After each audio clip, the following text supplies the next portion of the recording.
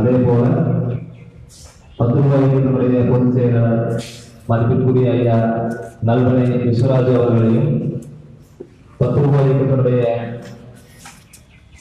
மாநில துணை பொதுச் செயலாளர் ஐயா தஸ்மா வீரபாண்டியன் அவர்களையும் கோவை மாவட்டத்தின் சார்பாக வருக வருக என வரவேற்கின்றோம். என்னுடைய விரிவானந்தம், நான் ஆனமலையில் பகுதியை சேர்ந்தவர். அதே போல நீங்க யாராவது இந்த தேர்வு என்ன பண்றீங்க அப்படின்னு அறிமுகப்படுத்திக்கலாம். அடுத்தபடியாக பத்திரிகையாளர்களுடைய மாநில துணை செயலாளர் ஐயா தஸ்மா வீரபாண்டியன் அவர்கள் நிறைவேற்றுவார். அந்த உறவுகளுக்கு காலை வணக்கம். என் பேரு வீரபாண்டியன். நகராட்சியில் பணிபுரிந்து பணி நிறைவு செய்து 12 ஆண்டுகள் ஆகிறது. இந்த இயக்கத்தில் மாநில துணை பொதுச் செயலாளராக பொது சேவைகள் செய்து கொண்டிருக்கிறேன். நம்ம இந்த இயக்கத்துல என்ன செய்யறாங்க, என்ன செய்யணும், அதுக்கான வழிகாட்டுதல் என்ன அப்படிங்கிறதுக்கெல்லாம் ஐயா இன்று முழுவதுமாக உங்களுக்கு பயிற்சி கொடுப்பதற்கு தயாராக இருக்கிறார்கள். இங்க வந்திருக்கக்கூடிய சொந்தங்கள் அத்தனை பேரும் நீங்க யாரு, உங்க பேரு என்ன, என்ன தொழில் செஞ்சுட்டு இருக்கீங்க, எந்த ஊர்ல இருந்து வாரீங்க அப்படிங்கிறத மட்டும் ஒரு அறிமுகமாக முடித்துக்கிட்டோம்னா அடுத்த நிகழ்ச்சிக்கு போயிடலாம். அது ஆரம்பிக்க. அனைவருக்கும் வணக்கம். என்னுடைய பெயர் நல்வனி விஸ்வராஜ். வழக்கறிஞர் தொழில் செஞ்சுட்டு இருக்கிறேன். சமூக அரசியல் செயல்பாட்டாளர். 10 ரூபாய்க்கு வேண்டிய மாநில பொதுச் செயலாளர் தற்காலிக பொறுப்பில் இருக்கிறேன். உங்களுடைய அறிமுகப்படுத்திகளை ஒரு 5 நிமிஷம் எடுத்துங்க, விரிவா அறிமுகப்படுத்திங்க.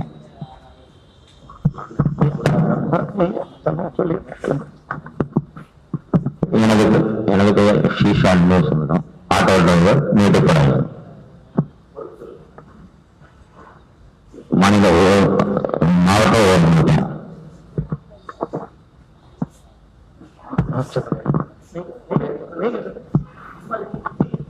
என் பேரு சரண்யா. நான் சாஃப்ட்வேர் டெவலப்பராக இருக்கேன். என் பெயர் பொன்வாளவன். ஆசிரியர் தற்போது மேலாண்மை பிரிவிலே கண்காணிப்பாளராக பணிபுரிகிறேன். ஓய்வு 2000 ஓய்வு பெற்றேன். இருந்தாலும் இதுக்கு முன்னால நமது சொந்த நிதி சார்புக்கு முன்னாலே எனக்கு எங்கள் ஆட்சியோட ரொம்ப இன்ட்ரெஸ்டடு. எனக்கு பள்ளியில் இருக்கும்போது ஒரு 2 கேஸ் சமாச்சாரம் ப்ராப்பராக இது பண்ணலன்னு சொல்லிட்டு கன்சியூமர் கோர்ட்டில் இது பண்ணிட்டு அவார்டு வாங்கியிருக்கிறது இந்த நேரத்தில் தெரிவித்துக்கிறது. நன்றி, வணக்கம்.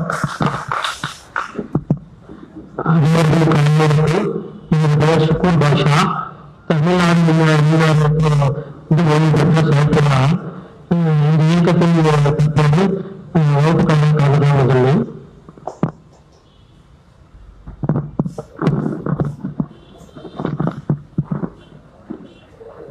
எல்லாருக்கும் வணக்கம். என் பேர் சிவபிரகாசம். நான் தொண்டாமுத்தூர் பகுதியிலிருந்து வந்திருக்கிறேன். இந்த 10 ரூபாய் இயக்கத்தை பத்தி நான் கடந்த 2-3 ஆண்டுகளாக தொடர்ந்து அவங்கள பின்தொடர்ந்து வந்துட்டு இருக்கிறேன். அவங்க மூலியமா நிறைய விஷயங்கள் எனக்கு நடந்திருக்குது. அதனால இந்த பயிற்சி வகுப்பில் கலந்துகளில் எனக்கு ரொம்ப மகிழ்ச்சி. இங்கு வந்திருக்கக்கூடிய அனைவருக்கும் என்னுடைய மனமார்ந்த வணக்கங்கள். அனைவருக்கும் வணக்கம். எனது பெயர் செந்தில்குமார். பொள்ளாச்சி ஒன்றியம் தேவனிலிருந்து வந்திருக்கிறேன். நான் தையல் வேலை பார்த்துட்டு இருக்கேன்.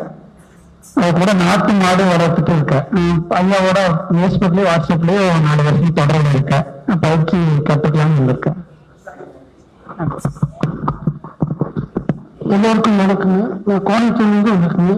என் பேர் கோவிந்தராஜுங்க. ஐயாவோட வாட்ஸ்அப் குரூப்பில் 4-5 வருஷமா நான் தொடர்பு இருக்கேன். பயிற்சி வகுப்பில் கலந்துக்கலான்னு வந்தேன். தேங்க்யூ.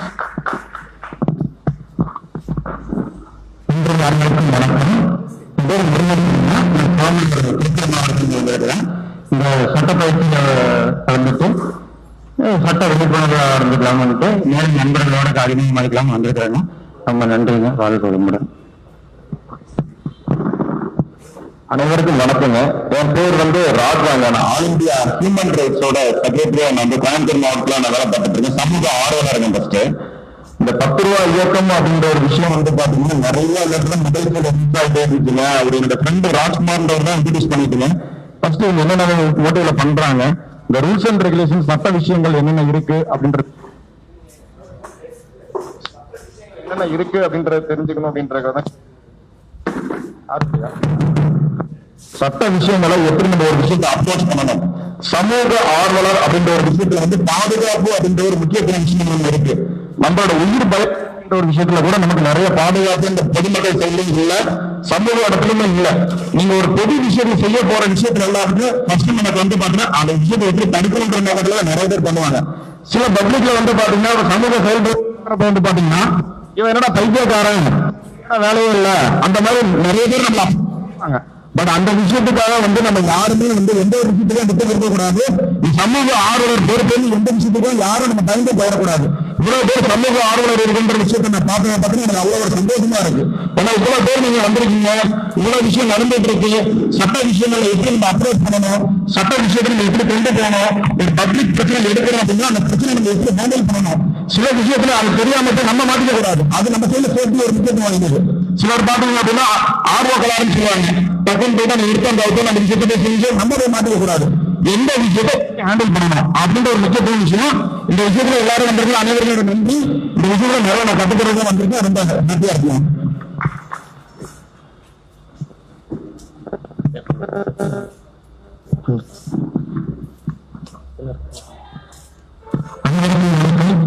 கடைசி நேரம் பாத்தீங்கன்னா சாரகத்தின் நேரடியாக நான் தொலைபேசியில கான்டாக்ட் பண்ணிருந்தேன்.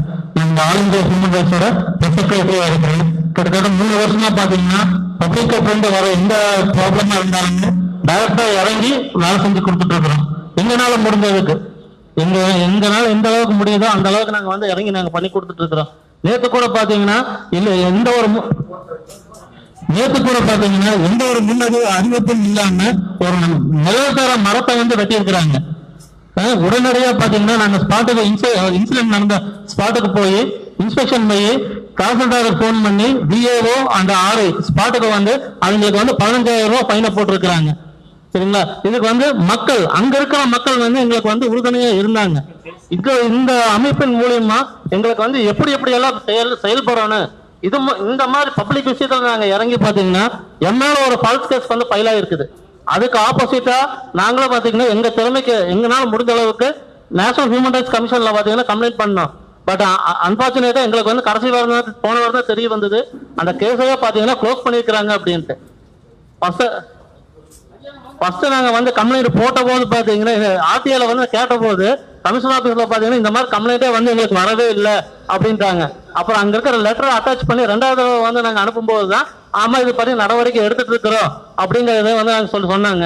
சரிங்களா? இது வந்து நாங்க வந்து பல முறை வந்து நாங்க வந்து அப்ரோச் பண்ணி நிறைய போலீஸ் டிபார்ட்மெண்ட்டுக்கு எங்களுக்கு பாத்தீங்கன்னா நேரடியான மோதலே எங்களுக்கு நடைபெற்று இருக்குது. சரிங்களா? இது வந்து இந்த அமைப்பின் மூலியமா எங்களோட செயல்பாடுகளை வந்து அவங்களோட ஆலோசனையும் கேட்டு நாங்க எப்படி நாங்க என்ன செயல்படுத்தணும் அப்படிங்கறத நான் தெரிஞ்சுக்கிறதுக்காக நான் வந்திருக்கிறேன். நான் இந்த அமைப்புக்கு வந்து அழைச்ச திண்டுக்கலை சேர்ந்த கோபால் சாருக்கு வந்து நான் முதல்ல நன்றியை தெரிவிச்சுக்கிறேன். கடைசி வாரம் வந்து சாரை வந்து நான் கான்டாக்ட் பண்ணியிருந்த போது அவர் வந்து அழைச்சாரு, வாங்க இன்னும் கொஞ்சம் உங்களோட அறிவை வந்து டெவலப் பண்ணிக்கோங்க அப்படின்னு சொல்லி இருந்த போது அழைச்சதுக்கு வந்து ரொம்ப நன்றி தெரிவிச்சுக்கிறேன். நான் என் நேம் ராஜ்குமாருங்க, புலிகுளத்துல இருந்து நான் வந்திருக்கிறேன். நான்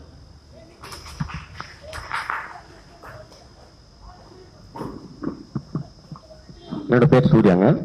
நான் ஹைட்ராலிக் மிஷின்ஸ் மேனுஃபேக்சர் பண்ணிட்டு இருக்கேன். இந்த 10 ரூபாய்க்கு இது வந்து கிட்டத்தட்ட 3 வருஷமா நான் ஃபாலோ பண்ணிட்டு இருக்கேன். கோயம்புத்தூர் வந்து இப்பதான் முதல் தடவை இலவச பயிற்சி நடக்கும்னு நினைக்கிறேன். இதை இதுக்காக வெயிட் பண்ணிட்டு ரொம்ப நாளா வெயிட் பண்ணி நான் முதல் முறையாக இதுல இது பண்ணிட்டு இருக்கேன். தொடர்ந்து இதுல நல்லா இயங்கணும்னு நான் விரும்புறேன். தேங்க்யூ. அனைவருக்கும் வணக்கங்க. எனது பெயர் சுரேஷ்குமாருங்க. நான் கடந்த 3 வருடங்களாக 10 ரூபாய் இயக்கத்துல சட்டம் சம்பந்தமான தகவலை தெரிஞ்சுட்டு வந்துட்டு இருக்கிறேங்க. முதல் முறை இப்ப நான் கலந்துருக்கிறேங்க. இதுல சட்ட விழிப்புணர்வு வருவதற்காக இதில் நான் கலந்து கொள்ள விரும்புகிறேன். என்னோட பெயர் அன்பரசன், கல்லூரி மாணவன், கோயம்புத்தூர். என் பேர் பாலசுப்ரமணி, மதுக்கரை வட்டாரம், கோயம்புத்தூர். வணக்கம், என் பேர் பிரணவானந்தன், பொள்ளாச்சியிலிருந்து வந்திருக்கேன், அட்வொகேட். என்னோட பேர் விஜயராகவன், நான் ஸ்பின்னிங் மில் வச்சிருக்கேங்க, சொங்கூர். என் பேர் மன்சூருங்க, திருப்பூர் மாவட்டம். திருப்பூர். என்னுடைய பெயர் புருஷோத்தமன், பல்லடாமி.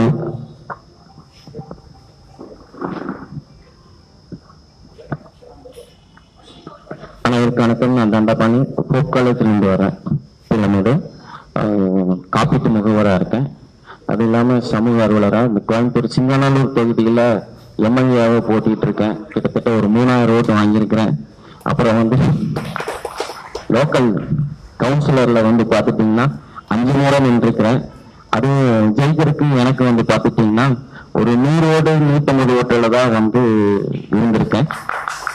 சிங்கிள் ஆர்மியாக தான் போவேன், சைக்கிளில் தான் வந்து பிரச்சாரம் பண்ணுவேன். ஸோ அதுக்கே வந்து நிறைய ஃபேன்ஸ் என்கிட்ட இருக்காங்க, நான் நோட்டீஸ் இருக்குது. ஸோ வர்ற உள்ளாட்சி தேர்தலில் தயவு செஞ்சு இங்க இருக்கிறவங்க அத்தனை பேரையும் போட்டிடுங்க. அதுக்கு என்னால் முயற்சிகளை வந்து அத்தனையும் நான் செய்கிறேன். அந்த அப்புறம் வந்து கண்களை தானமாக கொடுத்துருக்கோம். எங்கள் அப்பா அம்மா ஒரு 12 ஜோடி கண்களை எங்கள் குடும்பத்திலேருந்து கொடுத்துருக்கோம். போல்தானம் வந்து கங்காவுக்கு வந்து ஒரு எங்கள் சித்தப்பா பெரியப்பா அதெல்லாம் கொடுத்துருக்கோம். அப்புறம் வந்து சார் சொன்னாங்க, ஒரு அன்எக்ஸ்பெக்டடா ஒரு கோவை மாநகராட்சியில் ஒரு சின்ன மிஸ் இதனால ஒரு 21 நாள் மத்திய சிறையில் நானும் என்னுடைய நண்பர் மனோஜ் இருந்தோம்.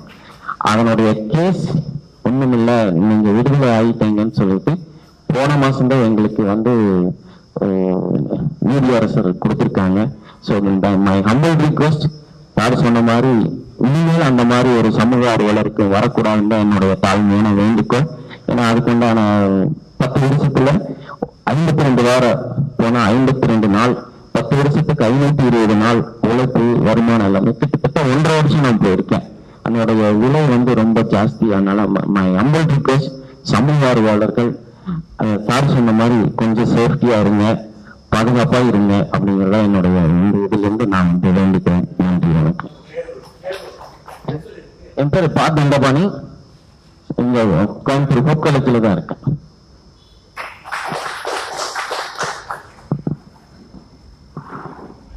என்னோட பேரு முருகேசன், தாராபுரம், பார்ட்லி சமூக ஆர்வலர். இவ்வளவு நேரம் தொழிலை செய்ய முடியல, எனக்கு வயசு 65 ஆச்சு. ஆனா இருந்தாலும் முடிஞ்ச வரை செய்கிறேன். நுகர்வோர் கன்சூமர் அவேர்னஸ் வீக் அப்படிங்கிற அமைப்புல தாராபுரம் பொறுப்பில் இருக்கிறேன். சில விஷயத்தை மட்டும்தான் எடுத்துக்க முடியுது, முழுமையா முடியல. ஏன்னா அந்த அளவுக்கு வந்து மக்கள் ஒத்துழைப்பு இல்லை. இப்ப வந்து சில பொது விஷயங்களுக்கு ரொம்ப வரும்போது வந்து சொந்த விஷயங்களே கலந்து கொண்டு வந்துடுறாங்க. அதையெல்லாம் அவாய்ட் பண்ணிட்டு பொது நலனுக்கு உண்டான அந்த விஷயங்களுக்கு மட்டும் எடுத்து அதை செஞ்சுக்கிட்டு இருக்கிறேன். இப்ப ஒரு நண்பர் சொன்ன மாதிரி இப்ப பாதுகாப்பு ரொம்ப முக்கியம் சமூக ஆர்வலருக்கு. நீங்க ஒரு ஆள் அறிவிட்டு போயிட்டீங்கன்னா அப்புறம் அந்த பக்கத்துல எவனும் உருவாக மாட்டேன். மெயினா நீங்க உங்க பாதுகாப்பை சரி பண்ணிக்கிட்டு அதுக்கு உங்க பேர்ல வழக்கெல்லாம் வராத அளவுக்கு முடிச்ச வரைக்கும். நீங்க லஞ்சம் நிறைய வாங்குறாங்கிறது இப்ப ஒண்ணு இதெல்லாம் ஓப்பனா தெரியுது. அதை போய் நீங்க குறுக்கு போய் தடுத்தீங்கன்னா உங்களை அடிச்சு போடுதான். இப்ப அதனால இப்ப போய் அதை ஊக்குவிக்காத, அதை போய் நீங்க ஊக்குவிக்க வேண்டாம், நீங்க அதை போய் தடுக்க வேண்டாம். இப்ப அந்த சூழ்நிலைக்கு இல்லை. அது எப்ப வருங்கிறது நம்ம தலைவர் நல்ல விஸ்வராஜ் சாருக்கு மற்ற நண்பர்களுக்கு தெரியாது. வரும்போது அப்ப நம்ம அதை செஞ்சுக்கலாம் அப்படிங்கிற கருத்தை நான் பதிவு பண்ணி அடுத்த வழிவிடுகிறேன். நன்றி, வணக்கம். என் பேர் சாமிநாங்க, தாராவூர்ல வரேன், விவசாய தொழில் செய்கிறேன். ஐயாவோட சட்டப்பயிற்சி கலந்துக்கு ஆர்வத்தோடு வந்திருக்கிறேன். காவல்துறை போட்ட பொய்களுக்க 10 வருஷமா நான் வந்து வக்கீலே இல்லாம பாத்தியம் பிரச்சனை இருந்து நடத்தி வரேன். அதனால சிவில் கேஸும் நடத்திக்கிட்டு வரேன். அதுல கிரிமினல் கேஸ்ல வந்து தாராபுரத்துல எனக்கு பல உதவியர் பண்ணாங்க. வழக்கு 10 வருஷமா நடத்தாம ஜட்ஜிலே வக்கீலோட பேச கேட்டுக்கிட்டு எனக்கு எதிராக செயல்பட்டு இருந்தாரு. அப்ப அந்த ஜட்ஜி மேல நான் கம்ப்ளைண்ட் கொடுத்து கேஸ் அவனாசிக்கு மாற்றி அவனாசியில போய் விசாரணை நடத்தி கேஸ்ல விடுதலை வாங்கிட்டேன். சிவில் கேஸ்ல எனக்கு சாதகமா இருக்குது, கேஸ் நடந்துட்டு இருக்கு. நான் +2 படிச்சிருக்கிறேன், விவசாய தொழில் தான் செஞ்சுட்டு இருக்கிறேன்.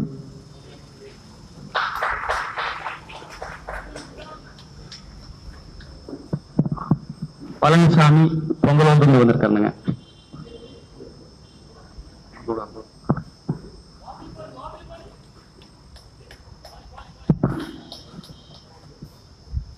பொள்ளாச்சி பஞ்சலிங்கம் செங்கல் இருக்கிறேன். இந்த கூட்டத்தில் கலந்து பார்த்து பேசிட்டு சிலம்பரம் பட்டணத்தில் நினைக்கிறாங்க. என் பேர் கோபிநாத், எலக்ட்ரீஷியன். நான் யோகேஸ்வரனுங்க, அவினாசில இருந்து வர்றேன். நிறைய ஆர்டியும் போட்டிருக்கேன். அது சம்பந்தமா இன்னும் அறிவு வளர்த்துக்க இருக்கேன். கிளாஸ் அட்டன்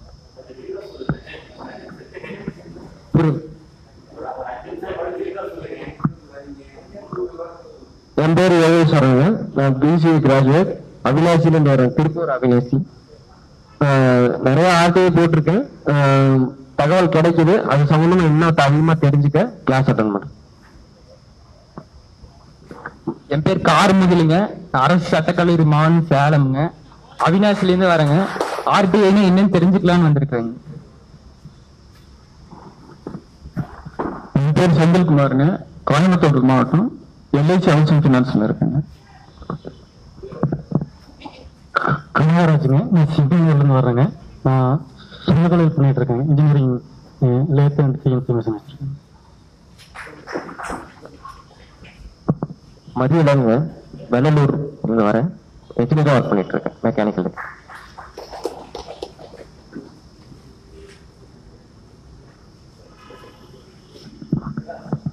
என் பேர் பிஎல் ராமமூர்த்தி, பல்லடம் பொங்கலூர், டெக்ஸ்டைல் வச்சிருக்கேங்க.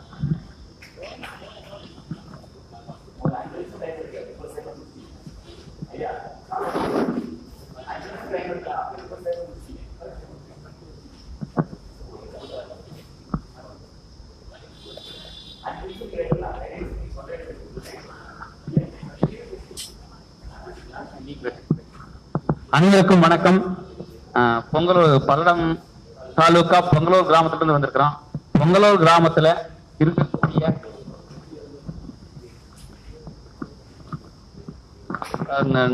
ஒரு மண் சாலையாக பழைய காலத்துல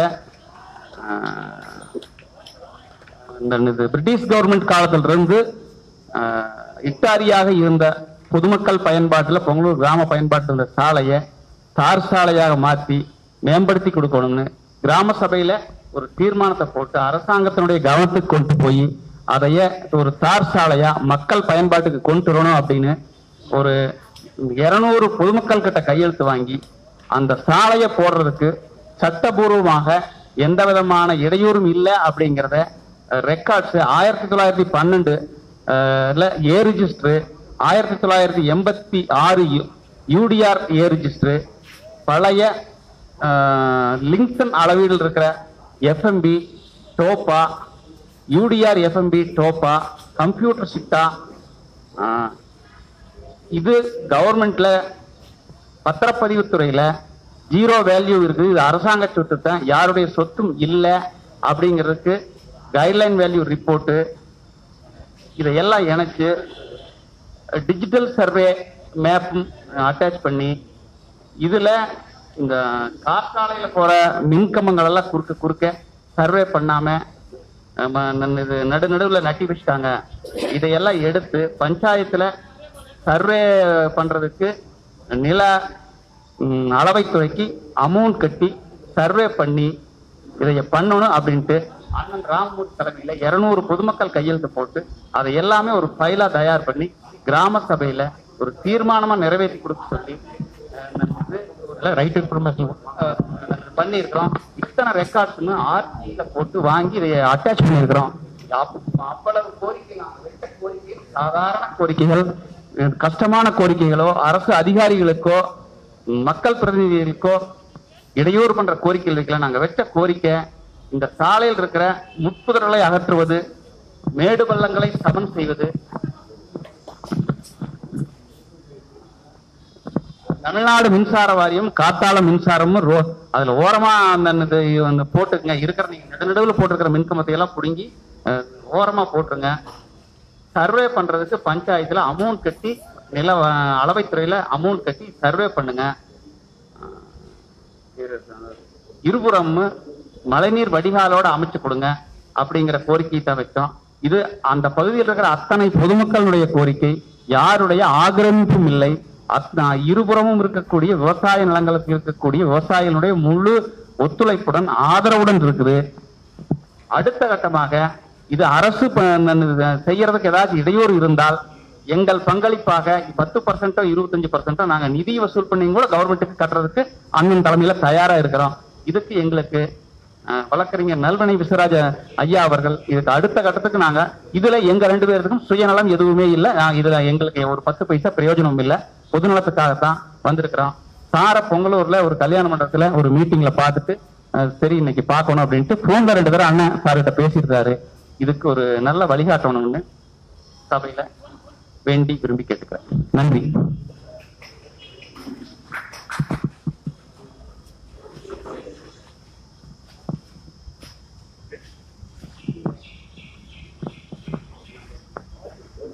எல்லாருக்கும் வணக்கங்க.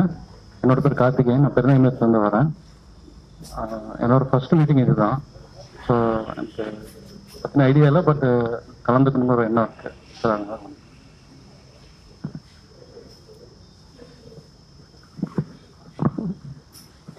என் பேர் கே செல்லக்குட்டி. நான் ஃபர்ஸ்ட் டைம் மீட்டிங் இருக்கேன்.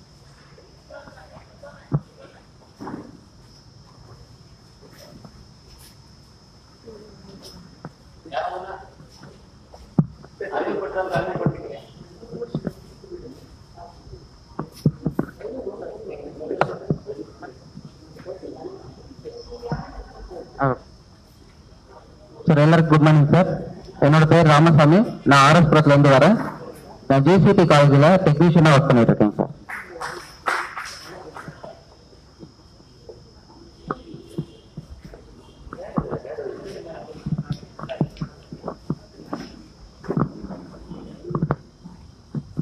என்னோட பேர் சார்லஸ் ஆண்டனி. ஸோ நான் வந்து கோவை மாவட்டம் ஆம் ஆத்மி கட்சியினுடைய துணை ஒருங்கிணைப்பாளராக இருக்கேன். நான் வந்து 2 பள்ளிகளை வந்து தத்தெடுத்து ஒரு 2மே, ஒன்று அரசு உதவி பெறும் பள்ளி, இன்னொன்று வந்து கோவில் பாலத்தில் இருக்கிற ஒரு பள்ளி. அந்த பள்ளியில் இருக்கிற கட்டமைப்புகள், பெஞ்சு எல்லாமே வந்து ஸ்மார்ட் கிளாஸஸ் மாதிரி பண்ணி நாங்கள் போகும்போது என்னுடைய மனைவியும் அதே பள்ளியில் தான் இது டீச்சராக ஒர்க் பண்ணுறாங்க. அங்கே போகும்போது பிள்ளைங்கள்லாம் உட்காந்துருந்தாங்க. சரி, அதனால அந்த பள்ளியை நானும் ஒரு காலத்தில் கீழே உட்காந்து படிச்சிருந்த காலங்கள் உண்டு. எனக்கு உடனே மனசில் தோணுது இந்த பள்ளியில் ஒரு ஸ்மார்ட் கிளாஸஸ் மாதிரி பண்ணணும்னு சொல்லி உடனடியாக ஃபேஸ்புக், வாட்ஸ்அப் எல்லாம் போட்டு அதற்கான உதவிகளை வந்து வாங்கி இன்னைக்கு வந்து இந்த ஸ்கூல் வந்து, அதாவது இந்த கோவிட் டைம்ல பார்த்தீங்கன்னா ஆன்லைன் கிளாஸஸ் எல்லாம் வந்து இம்ப்ரூவ் பண்ணி நிறைய விஷயங்கள் பண்ணி நாங்கள் போகும்போது 230 பேர் பள்ளி மாணவர்கள், இப்பொழுது 530 பேர் படிக்கிறார்கள். அது மட்டுமல்ல, அவர்கள் வந்து இது கம்ப்யூட்டர் லேப் ஒன்று பண்ணியிருக்காங்க. பிள்ளைகளுக்கு, குழந்தைகளுக்கு, பெண் குழந்தைகளுக்கு ஒரு டாய்லெட் அந்த நேப்கின்ஸோட இருக்கிற மாதிரி ஒன்று கட்டி கொடுத்துருக்காங்க. நிறைய மரங்கள், நிறைய விஷயங்கள் பண்ணியிருக்காங்க. வருஷம் அந்த 8ஆம் கிளாஸ் முடிச்ச பள்ளிகளுக்கு இது கூட்டு போயிட்டு வராங்க, விமானத்துல கூட்டு போயிட்டு வராங்க. இத்தனை விஷயங்கள் அந்த பள்ளியிலே நடந்து கொண்டிருக்கிறது. அது மட்டுமல்ல, இங்க ராமநாதபுரத்துல நீங்க லாஸ்ட் டைம் வந்துருந்தீங்க. அந்த ஸ்கூல்ல பெயிண்டிங்ல இருந்து புதுசா ஒரு மாடிஃபிகேஷன் பண்ணி அடுத்தது பேக் சைட்ல கட்டடம் கட்டுறதுக்கும் அது பண்ணிட்டு இருக்கு. அது மட்டுமல்ல, கோவை மாவட்டத்துல நிறைய மில்லோட சவுண்டு, அந்த ரோடு போடுறது விஷயத்துல இருந்து, அப்புறம் நிறைய பகுதியில் நடக்கிற அந்த தண்ணி இல்லாத பிரச்சனை, இதெல்லாம் வந்து எனக்கு இன்னுமே வந்து ஆர்டிஐ மேல ரொம்ப ஆர்வம். அதனாலதான் வந்து இந்த நிகழ்ச்சிகளை ஆரம்பிக்க ஒவ்வொரு விஷயங்களும் அவங்க என்கிட்ட கேட்கும்போது நான் முழு முயற்சியுடன் இந்த இடத்தையும் அந்த இடத்தையும் வந்து உங்களுக்காக தயார் பண்ணி நேற்று கூட இங்க வந்து எல்லா விஷயங்களும் பண்ணிட்டு போனாங்க. அதுல வந்து ஆர்டிஐல நீங்க நேரடியா பண்ணுவீங்க. நான் என்ன பண்ணுவேன், போன் பண்ணி எல்லா விஷயத்தையும் அந்த அதிகாரியை வர வச்சு செய்ய வச்சு கம்ப்ளீட் பண்ணி வேலையை முடிச்சிருக்கேன். இதுல வந்து எனக்கு த்ரெட்டனிங் வந்திருக்கு. ஒரு கால் பண்ணி மே மாசம் 1ஆம் தேதி நின்று ஏற்கிறான், எப்படி ஏற்கிறான்னு கேட்டா அவன் கடைசியில 10 அதிகாரி 10 பேர் எனக்கு கூப்பிட்டு மிரட்டினானுங்க. யார் அப்படின்னு நான் சொன்னது ஒரே வார்த்தை, ஆம் ஆத்மி கட்சியினுடைய கோவை மாவட்ட ஒருங்கிணைப்பாளர் பேசுறேன், உனக்கு என்ன வேணும். இதை கேட்ட உடனே அவனோட அந்த வாய்ஸ் கம்மி ஆயிடுச்சு. நான் ஏன் சொல்றேன்னா, ஆம் ஆத்மி கட்சி வந்து உங்களுக்கு எப்படி உருவானதுன்னு தெரியும். இந்த ஆர்டிஐக்கு முக்கிய பங்காற்றியவர் அரவிந்த் கெஜ்ரிவால். அந்த அரவிந்த் கெஜ்ரிவால் செய்த ஒவ்வொரு விஷயமும் இன்னைக்கு வந்து மிகப்பெரிய அளவுக்கு பாதிப்பு ஏற்படுத்தியிருக்கிறது. அவர் சொல்றது ஒண்ணுதான், அந்த ஆர்வலர்களை உற்சாகப்படுத்துங்க, அவங்க எல்லாத்துக்கும் என்ன தேவையோ அவங்களுக்கு பண்ணி கொடுங்க அப்படின்றது என்னுடைய கட்டளை இல்லைங்க, அவருடைய கட்டளை. அவங்களுக்கு என்னென்ன தேவையோ பண்ணி கொடுங்க, அவங்களுக்கு ஏதாச்சும் பிரச்சனை வந்தா பின்புலமா போய் நில்லுங்க அப்படின்னு தான் சொல்லியிருக்காரு. அதனால உங்களுக்கு என்னைக்குமே ஆம் ஆத்மி கட்சி தமிழ்நாடு உங்களுக்கு உறுதுணையாக நிற்கும். ஏதாவது பிரச்சனைகள் அப்படின்னும் போது தொடர்ந்து எங்களையோ யாரையாவது நீங்கள் அணுகலாம். உங்களுக்கு பின்புலமாக வந்து நாங்கள் உதவி செய்வதற்கு தயாராக இருக்கிறோம். ஒரு கட்சி பின்னால் இருக்குது அப்படின்னாலே உங்களுக்கு நிச்சயமா வந்து நிறைய தைரியம் வரும், உங்க மேல பயப்படுவான். அது ஒரு விஷயம் இருக்கு. ஸோ ரொம்ப சந்தோஷம், நீங்கள் அனைவரும் வந்ததற்கான மிக்க மகிழ்ச்சி. ஐயா அவர்களை மிகுந்த மனமகிழ்ச்சியுடன் வரவேற்கிறேன். அது மட்டுமல்ல, இது என்னுடைய இன்னொரு எதிர்பார்ப்புன்னு சொல்லிடுறேன். நாமெல்லாம் வந்து இப்ப டெக்னாலஜில வந்து நிறைய இம்ப்ரூவ் ஆயிட்டு இருக்கிறோம். நெக்ஸ்ட் வந்து நம்ம அந்த டெக்னாலஜியை வந்து நம்ம இதுக்குள்ள கொண்டு வந்து பயன்படுத்தி அதுல நம்ம மேம்படுத்தி கொண்டு போனோம்னா இன்னும் சிறப்பா இருக்கும். அது மட்டும் இல்ல, நான் ஒரு இன்ஜினியர், எல்ஜி எக்யூப்மெண்ட்ஸ்ல நான் ஒர்க் பண்ணிட்டு இருக்கிறேன். Innovative engineer. I use to invent new engineering system. என்னுடைய ஸ்பெஷலிஸ்டே வந்து பாத்தீங்கன்னா எல்லா மேனுவல் ஒர்க்கையும் converted into pneumatic and hydraulic அந்த மாதிரி இதுல வந்து நான் ஒர்க் பண்றது. அது மட்டும் இல்ல, ஜிகன் பிக்சர் அப்படின்ற போது ஒரு சின்ன விஷயம் இருக்கும், அதுவே மல்டிபிள் ஆபரேஷன்ஸ். அங்க ஒருத்தர் இருக்க ஒரு மிஷினிஸ்ட் யாரோ சொன்னாரு. சோ ரொம்ப சந்தோஷம். எதுக்காக சொல்றேன்னா இந்த ரெண்டு பேருக்காக தான் சொல்றேன். So you were in engineering field. So I really appreciate you and being in engineering field. Thank you very much, sir. ஐயா அவர்களுக்கு சமூக ஆர்வலர், பாத்தியில் பிரச்சனை வழக்கினர் ஐயா முருகேசன், தாராபுரம் முருகேசன் அவர்கள் சால்வி அணிவித்து கௌரவப்படுத்துகின்றார்.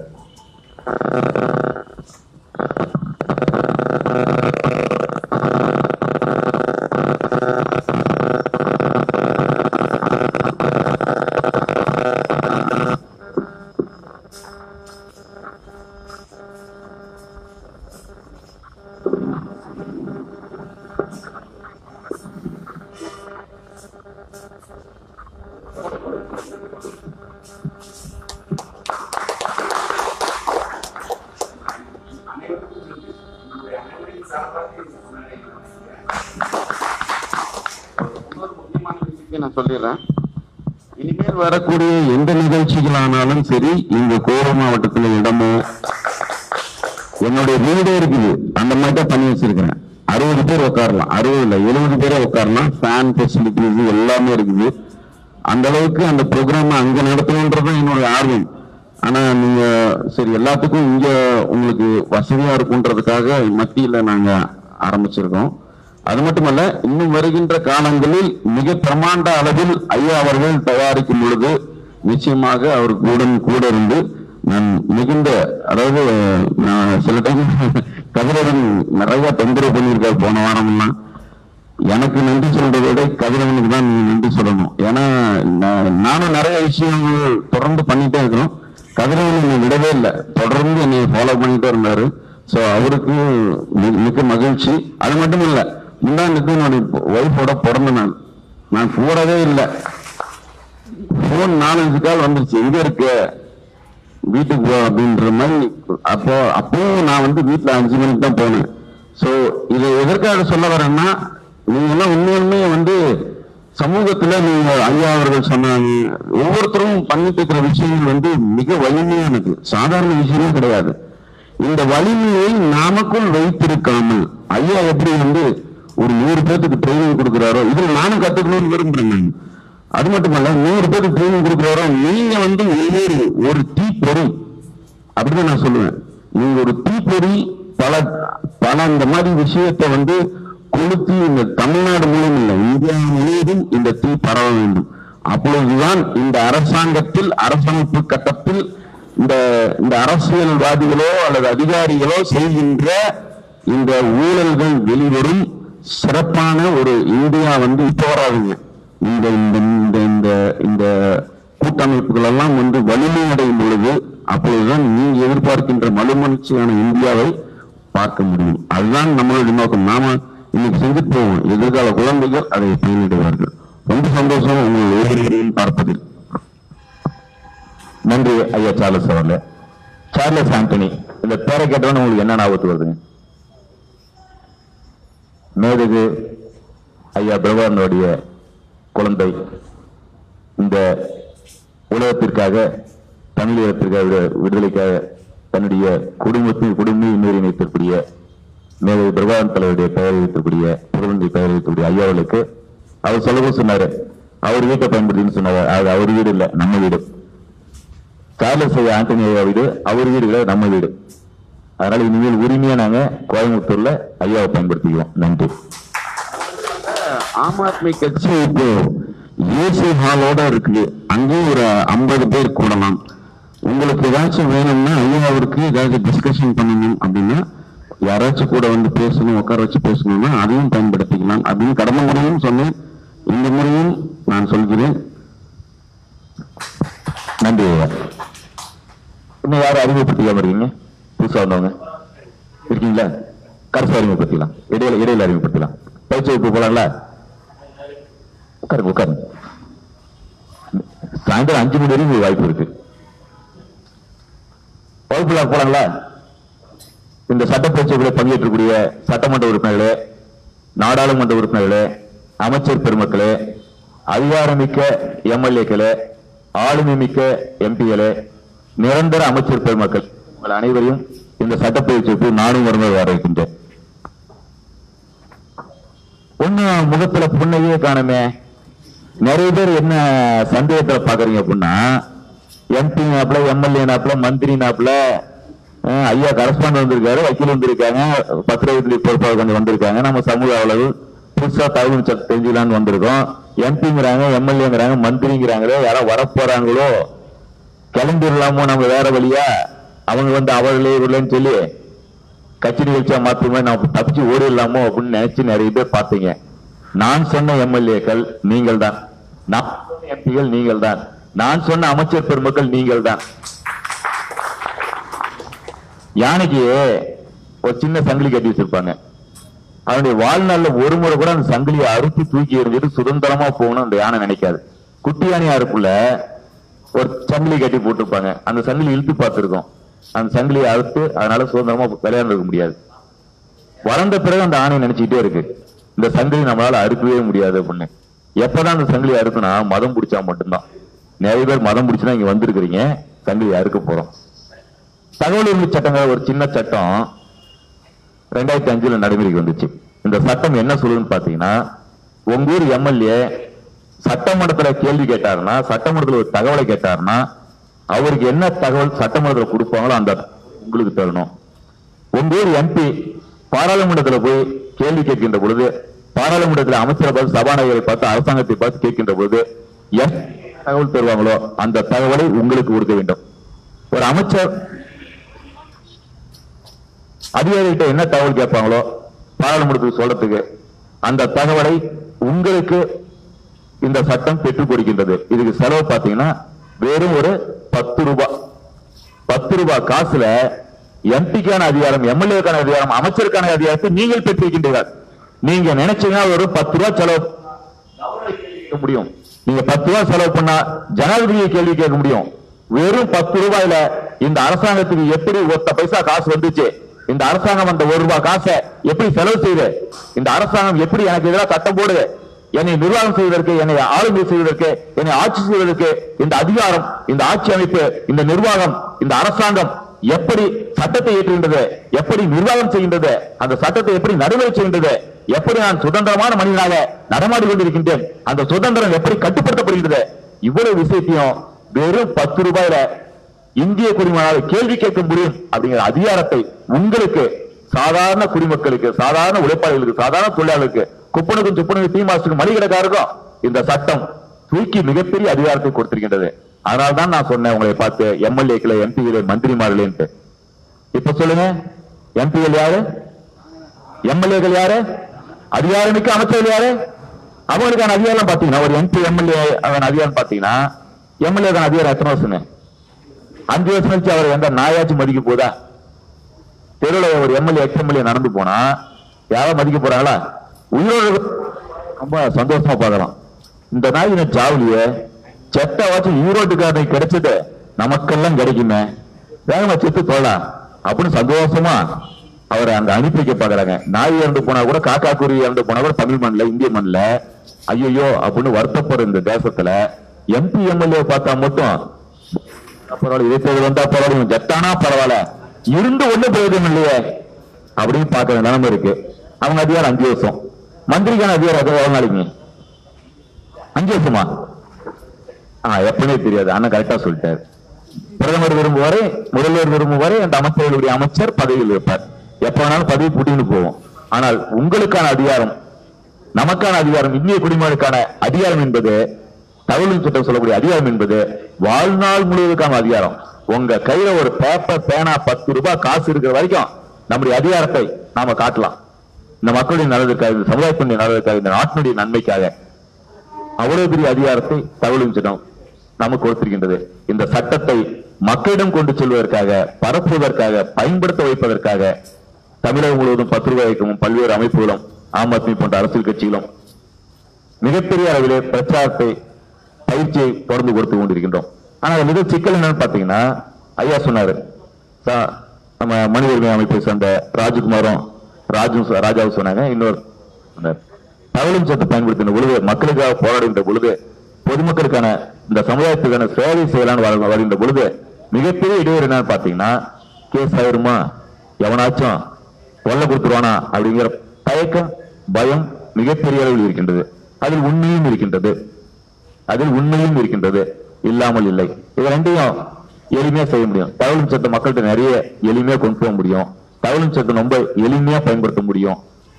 பிரச்சனை இல்லாம, பாதிப்புகள் இல்லாம இந்த சட்டத்தை பயன்படுத்த முடியும். மக்களுக்கான தொண்டினை, சமூக சேவையை, சமூக ஆர்வலராக பாதிப்பு இல்லாமல், பிரச்சனை இல்லாமல், வழக்கு வம்பு இல்லாமல், எதிர்ப்பு இல்லாமல் மிகப்பெரிய அளவில் மக்கள் மத்தியில் நம்மால் பணியாற்ற முடியும். அதற்கான வழங்குவதற்கு தான் இன்றைய தினம் இந்த பயிற்சி வகுப்பில் நீங்கள் கூடியிருக்கின்றீர்கள். இங்க சாயந்தரம் 5 மணிக்கு கிளம்பி போகக்குள்ள மிகப்பெரிய அதிகாரத்தோட போக போறீங்க. இதற்கு ஆட்சியில மனு போராட்டம் வந்து அப்படி கொஞ்சம் கை தூக்கினேன். தகவலும் சொல்லி மனு போடல அப்படிங்கிற கை தூக்கினேன். 1 2 3 4 5 6 7 8 இந்த 8 பேருக்காக தான் இந்த பயிற்சி வகுப்பு. மத்தவங்க எல்லாம் போயிட்டு அப்படியே ஜாலியா கோயம்புத்தூர் சுத்தி பார்த்துட்டு சாயந்தரம் 4 மணிக்கு வாங்க. 5 மணி வரைக்கும் கடைசி 1 மணி நேரம் நீங்க கேள்வி கேள்வி நான் பதில் சொல்றேன். மற்றவங்க எல்லாம் காலம் தான் போய் பார்த்துட்டு வரலாம். இந்த 6 பேர் நன்றி. இந்த பாத்தீங்கன்னா தமிழ்நாட்டுல, இந்தியாவில நிறைய சட்டங்கள் இருக்கு. ஆயிரக்கணக்கான, லட்சக்கணக்கான சட்டங்கள் இருக்கு. இந்த சட்டம்லாம் பாத்தீங்கன்னா நம்ம நிர்வாக மன்ற சட்டம், நம்மளை அதை செய்யக்கூடாது அப்படின்னு சொல்ற சட்டம். எந்த சட்டமே சட்டத்தை நீ கையில் எடுத்துக்க, இந்திய குடிமகன் சட்டத்தை கையில் எடுத்துக்கணும், குடிமகன் சட்டத்தை பயன்படுத்தணும் அப்படின்னு சொல்லக்கூடிய சட்டம் இல்லை.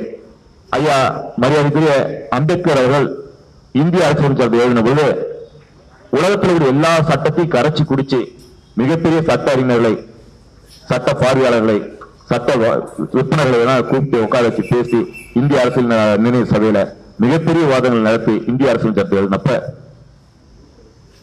உலகத்தில் எந்த ஜனநாயக நாட்டிலும் கொடுக்காத சுதந்திரத்தை, உலகத்திற்கே ஒரு முன்மாதிரியான ஜனநாயகத்தை காட்டக்கூடிய அளவுக்கு ஒரு நல்ல சட்டத்தை அரசியல் சட்டத்தை எழுதினார். அது நமக்கு மிகப்பெரிய உரிமைகளை கொடுத்திருக்கின்றது, நமக்கான கட்டுப்பாடுகளை கொடுத்திருக்கின்றது. இந்த அரசாங்கத்திற்கான கட்டுப்பாடுகளை, நிபந்தனைகளை மிகப்பெரிய அளவில் அரசியல் சட்டம் கொடுத்திருக்கு. ஆனா அந்த சட்டத்தை பயன்படுத்துவதில், நீங்கள் நானும் பயன்படுத்துவதில், எளிய மக்கள் பயன்படுத்துவதில் மிகப்பெரிய அளவுல சிக்கல் இருக்கின்றது. என்ன சிக்கல்னு பாத்தீங்கன்னா, பேப்பர்ல மட்டுமே சக்கரை எழுதி இருக்கு, பேப்பர்ல மட்டுமே இனிப்பு எழுதி இருக்கு, பேப்பர்ல மட்டுமே ஸ்வீட் எழுதி இருக்கு. அதை மென்னு பார்த்தா எந்த டேஸ்டுமே இல்லாம இருந்துச்சு. யார் யாரெல்லாம் மென்னாங்களோ அவங்களுக்கு வாய் வழிதான் வந்துச்சு. ஆனால் இந்த தகவல் சட்டம் ஒரு மாற்றத்தை உருவாக்கி இருக்கின்றது.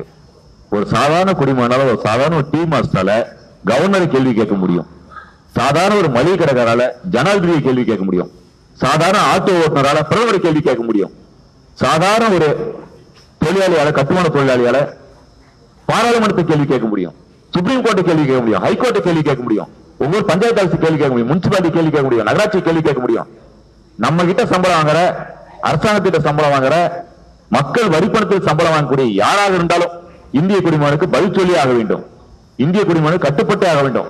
அப்படிங்கிற நிலைமைய தகவல் சட்டம் மிக எளிமையாக நம்ம கிட்ட கொடுத்திருக்கு. அதுக்கு பயன்படுத்துறதுக்கு ஒரு 10 ரூபாய் காசு இருந்தா போதும் அப்படின்னு ரொம்ப எளிமையா அந்த சட்டத்தை பயன்படுத்த வழியும் சொல்லி இருக்காங்க. ஹைகோர்ட்ல கேஸ் பண்ணா எவ்வளவு செலவாகுங்க? ஹைகோர்ட்ல போய் கேஸ் பண்ணா எவ்வளவு செலவாகுங்க? யாரும் சொல்லுங்க. ஆமா, பெருசா தேவைப்படுது. சுப்ரீம் கோர்ட்ல போய் கேஸ் பண்ணோம்னா அது கூட கொஞ்சம் ஈஸியா போடலாம். உங்க ஊர் முனிசிபல் கோர்ட்ல, சின்ன கோர்ட்ல போய் கேஸ் பண்ணோம்னா அதோட பெருசாயிடும். ஹைகோர்ட் சுப்ரீம் கோர்ட்ல போறதுலாம் ஈஸி, நம்ம ஊர் சின்ன கோர்ட்டுக்கு போறது ரொம்ப கஷ்டமா இருக்கும். ஆனால் அதை விட மிகப்பெரிய அதிகாரத்தை, அந்த நீதிமன்றத்தை கேள்வி கேட்கக்கூடிய அதிகாரத்தை உங்களுக்கு வெறும் 10 ரூபாயில தகவல் சட்டம் சொல்லி கொடுத்திருக்கின்றது. அதை எப்படி பயன்படுத்த போகின்றோம், பயன்படுத்தினால் பிரச்சனை வராமல் எப்படி தகவல் சட்டத்தை பயன்படுத்துவது, எப்படி இந்த தகவல் சட்டத்தை மக்களிடம் கொண்டு செல்வது, மக்களை எப்படி பயன்படுத்த வைப்பது, இந்த சட்டத்தில் வெற்றி பெறுவது எப்படி தொடர்பான விஷயங்களை தொடர்ந்து நாம் பேச இருக்கின்றோம். அதுக்கு முன்னாடி ராஜா, அப்படியே ராஜா வாங்க. முதல்ல மனித உரிமை சட்டம்னா என்ன, மனித உரிமை மீறல்னா என்ன, இதை எப்படி அணுகுவது, மனித உரிமை ஆணையத்தை எப்படி அணுகுவது, 10 நிமிடம் ராஜா உங்ககிட்ட பேசுறேன். மனித உரிமை அப்படின்ற ஒரு விஷயம் பாத்தீங்க அப்படின்னா எல்லா விஷயத்திலுமே இருக்குங்க. குடிக்கிற தண்ணி, நல்லா உங்களுக்கு காத்து கிடைக்கணும். இப்போ ஒரு போலீஸ் ஸ்டேஷன்ல பாத்தீங்க அப்படின்னா ஒரு அக்யூஸ்ட கொண்டு போய் ரிமாண்ட் பண்றாங்க அப்படின்னா நிறைய சட்ட விதிகளை பார்க்கணும். இப்ப சமீபத்துல பாத்தீங்கன்னா பல் புடுங்கும் பல்வீசர் சீன்ஸ் நிறைய லைவ்ல பாத்துருப்பீங்களே. நிறைய பேருக்கு பல்லு புடுங்கின விஷயம் கேள்விப்பட்டிருக்கீங்களா? ஒரு அக்யூஸ்ட கூட்டு போயிட்டு ஒரு டிஎஸ்பி ரேங்க்ல உள்ளவர் பாத்தீங்க அப்படின்னா அவங்களோட பப்ளிக்கை கூட்டு போயிட்டு வீட்டுல ஒரு சின்ன ஒரு அடிதடி கேஸ், ஒரு ஃபேமிலி கேஸ்ல வந்து பாத்தீங்கன்னா நைட் ஒரு ட்ரிங்க் பண்ணிட்டு அவங்க வைஃப் ஏதோ சண்டை போட்டுருக்காரு. அதுக்கு ஒரு குட்டி கேஸ் ஒரு 75 செக்ஷன்ல போட்டு கூட அவர் ரிமாண்ட் பண்ணலாம், இல்ல 70 செக்ஷன் கூட பண்ணலாம்னு வைங்களேன். அந்த கேஸுக்கு கூட்டு போய் பல்ல பிடுங்கி விடுறாங்க. பல்லு பிடுங்குறோம் அப்படின்ற ஒரு விஷயம் வந்து பாத்தீங்க அப்படின்னா இன்னைக்கு ஒரு ஊசி போட்டு அவங்களுக்கு வந்து மயக்கியல் மருந்து கொடுத்து அவங்க மயக்கம் இருக்காங்க, என்ன ஏஜ் இருக்கு அப்படின்னு பார்த்து சுத்தமா மருந்து போயிருச்சா டாக்டர் பார்த்துதான் கட்டிங் டயர் வச்சு கரெக்டா பிடுங்கணும். அது உங்களுக்கு தெரியும். ஒரு உயிரோட ஒரு மனுஷனை உட்கார வச்சு கட்டிங் டயர் எடுத்து பல்லு பிடுங்குறாங்க அப்படின்னா அவங்களோட மிருகத்தனமான விஷயம் எந்த அளவுக்கு இருக்கு அப்படின்றது தெரிஞ்சுக்கணும். இந்த டிஎஸ்பி ரேங்க், அதுக்கப்புறம் இந்த ஏசி கலெக்டர் ரேங்க், பட் இந்த ரேங்க்ல இருக்கவங்க எல்லாமே பாத்தீங்கன்னா எஸ்பி கமிஷனர் ஆஃப் ரேங்க், இவங்க எல்லாருக்குமே பாத்தீங்கன்னா நிறைய ட்ரைனிங் கொடுத்திருக்காங்க. பொதுமக்கள்கிட்ட எந்த கேஸை எப்படி ஹேண்டில் பண்ணணும், ஒரு ஃபேமிலி பிரச்சனை எப்படி விசாரிக்கணும், ஒரு குழந்தை இந்த பாலியல் தொந்தரவு கேசஸ் எல்லாம் வருது அப்படின்னா அந்த குழந்தை கிட்ட எப்படி விசாரிக்கணும், பொது இடத்துல விசாரிக்க கூடாது, அவங்க கொண்டு தனி ரூம்ல வச்சு விசாரிக்கணும். அதுக்கப்புறம் வந்து பாத்தீங்கன்னா ஒரு இருட்டர்ல குழந்தை உட்கார வச்சு ஒரு லேடிக்குள்ள ஒரு ஹெட் கான்ஸ்டபிள், அப்புறம் எஸ்ஐ ரேங்க், அதுக்கப்புறம் இன்ஸ்பெக்டர் ரேங்க், அந்த ரேங்க்ல இருக்கவங்க இந்த பொண்ணு விசாரிக்கணும். என்னமாச்சு என்னமா நடந்துச்சுங்கிற விஷயத்தெல்லாம் கேட்டு அந்த மாதிரி விஷயத்தெல்லாம் அப்படிதான் ஹேண்டில் பண்ணணும். இந்த மனித உரிமை மீறல எந்த விஷயத்துமே எங்கேயுமே பயன்படுத்துறது இல்லை. இந்த பல்வி டிஎஸ்பி பாத்தீங்க அப்படின்னா இப்ப பிரச்சனை போயிட்டு இருக்கு பாத்தீங்க அப்படின்னா வாயில ஜல்லி, பல்லு ஒரு சைடுல குடும்ப சைடுல இருந்தா கூட வாய்க்குள்ள பில்டிங்க்கு யூஸ் பண்ற ஜல்லிய வாய்க்குள்ள போட்டு 2 சைடுல கடவா குத்தி பல்லு உடைச்சிருக்கிறாரு. யோசிச்சு பாருங்க கொஞ்சராஜ், இது எவ்வளவு பெரிய ஒரு மனித உரிமை மீறல செயல்பட்டு இருக்காரு. ஒரு டிஎஸ்பி ரேங்க்ல இருக்கிறவரு ஒரு ஃபேமிலி பிரச்சனையை கூப்பிட்டு ஒரு வான் பண்ணி ட்ரிங்க் அண்ட் மோட்ல இருந்தாங்க கூட்டிட்டு போய் காலையில வாங்கன்னு சொல்லி கூப்பிட்டு கூட ஒரு செக்ஷனை போட்டு ரிமாண்ட் பண்ணலாம், இல்ல வீட்டுல அடிச்சிருந்தாங்கன்னா ஒரு ஜீவிதத்தில் அட்மிட் பண்ணிருக்கலாம். அந்த ஒரு விஷயத்தை கூட அவங்க ஃபாலோ பண்ண முடியல. இன்னைக்கு வந்து அந்த மாதிரிதான் இருக்கு மனித உரிமை மீறல். ஒண்ணு குடிக்கிற தண்ணி, இந்த நேற்றுக்கு ஒரு ராஜ்மா சார் வீட்டு பக்கத்துல பாத்தீங்க அப்படின்னா தண்ணி மேட்டர் போட்டிருக்கிறாரு. தண்ணி அப்படின்ற விஷயம் பாத்தீங்க அப்படின்னா ரொம்ப முக்கியம். நம்ம பிஸ்லரி யூஸ் பண்ற வாட்டர், அப்புறமேல வாட்டர் சப்ளைஸ்ல போற வாட்டர், இதுல வந்து சாக்கடை தண்ணி போயிருச்சு, இந்த மாதிரி ஒரு கம்ப்ளைண்ட்ஸ் கொடுக்கணும் அப்படின்னா இமீடியட்டா வீடியோ எடுத்து ப்ரீஃபோட கம்ப்ளைண்ட் பண்ணணும். நீங்க என்ன பண்றீங்கன்னா தண்ணி விட்டதுக்கப்புறம் பாத்தீங்கன்னா அது பைப்ல கொஞ்ச நேரம் நின்ற கலங்கலான தண்ணி அப்படின்னு நம்ம கிட்ட சும்மா ஒரு மொட்டையான ஒரு பதிவு சொல்லுவாங்க. அது நம்ம பதில் எடுத்துக்க கூடாது. கலங்கலான தண்ணினா கண்டிப்பா தனக்கு கொடுத்தா ஆகணும். இது கூட ஒரு மனித உரிமை மீறல் தான் வருது. ஒண்ணு. ரெண்டாவது பாத்தீங்கன்னா இப்ப உள்ள காவல் நிலையத்துல நீங்க ஒரு செல்போன் காணணும் ஒரு கம்ப்ளைண்ட் கொடுக்குறீங்க, அவங்கள்ட்ட போய் ஒரு எஃப்ஐஆர் நீங்க போடுறதுல பாருங்க அந்த 2 பேர் திருப்பி தெரிஞ்சு போறோம். தம்பி நீ எந்த இடத்துல செல்போன் தொலைச்சா அப்படின்னு கேட்பாங்க. சார் நான் பஸ்ல போயிட்டு இருக்க அந்த ஜி வச்சு தொலைச்சு, அது நம்ம டியூரிசேஷன் லிமிட்ல வராது, தம்பி நீங்க நிறைய கிளம்பி போய் கார்பரேட் ஸ்டேஷன் போப்பா அப்படின்னு பதில் சொல்லுவாங்க. இன்னைக்கு ஆன்லைன்ல வாட்ஸ்அப்ல ஹெல்ப்ல 100 கால்ஸ் கொடுத்தோம் அப்படின்னா இங்கூட கண்ட்ரோலிங் அந்த கால்ஸ் போச்சு அப்படின்னா எந்த ஸ்டேஷன் லிமிட்ல வந்து மீனிங் இருந்தாலும் கேஸ் எடுத்துதான் ஆகணும். இது எத்தனை பேருக்கு தெரியும்?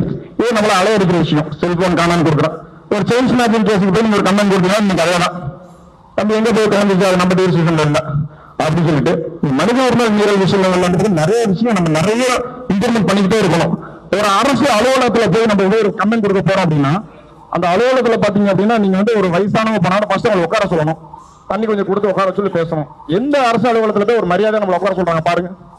வயசானவங்களை போய் பாருங்களேன், நின்று சலிச்சு போயிடும். அவர் வெளியில போயிருக்காரு இப்ப வருவாருங்க அப்படி வரும்னு சொல்லி நம்மள உட்கார வைக்கிறது இல்லை. இது கூட ஒரு மனித உரிமை மீறல தான் வருதுங்க. இன்னொரு மனித உரிமை மீறல வந்து பாத்தீங்க அப்படின்னா பப்ளிக் சைட்ல வந்து பாத்தீங்கன்னா ரோட் ஆக்சிடென்ட் அப்படின்றது வந்து பாத்தீங்கன்னா குட் சமரிட்டன் லா அப்படின்னு ஒண்ணு கொண்டு வந்திருக்காங்க. அது எத்தனை பேர் தெரியுங்க? குட் சமரிட்டன் லா சுப்ரீம் கோர்ட்ல கொண்டு வந்திருக்காங்க ஒரு வருஷத்துக்கு முன்னாடி. இந்த குட் சமரிட்டன் லான்ற எதுக்கு கொண்டு வந்திருந்தாங்க அப்படின்னா ரோட் ஆக்சிடென்ட் பண்ணி ஒருத்தவங்க கீழே விழுந்து கிடந்தாங்க அப்படின்னா யாரு என்னன்னு கூட தெரிய வேண்டாம், இமிடியா நம்ம ஹெல்ப் பண்ணணும். முதல்ல வந்து எனக்கு தம்பி எங்கப்பா ஆக்சிடென்ட் பார்த்த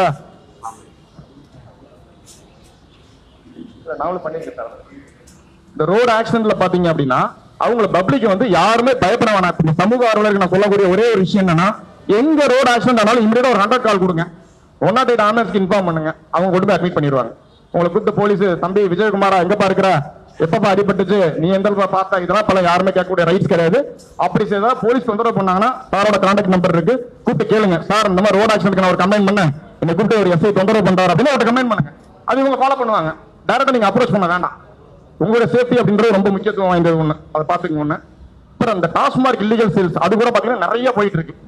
அதுல பாத்தீங்கன்னா ஒரு சமூக ஆர்வலர் பாத்தீங்கன்னா திருவரம்பூர் திருச்சி பக்கத்துல பாத்தீங்கன்னா ஒரு வீடியோ எடுத்து போட்டிருக்காரு. அவர் என்ன பண்ணிட்டாருன்னா பிளாக்ல ஓட்டுறத போயிட்டு சார் வீடியோ எடுக்காம அப்படி எடுத்துருக்காரு ஃபுல்லா.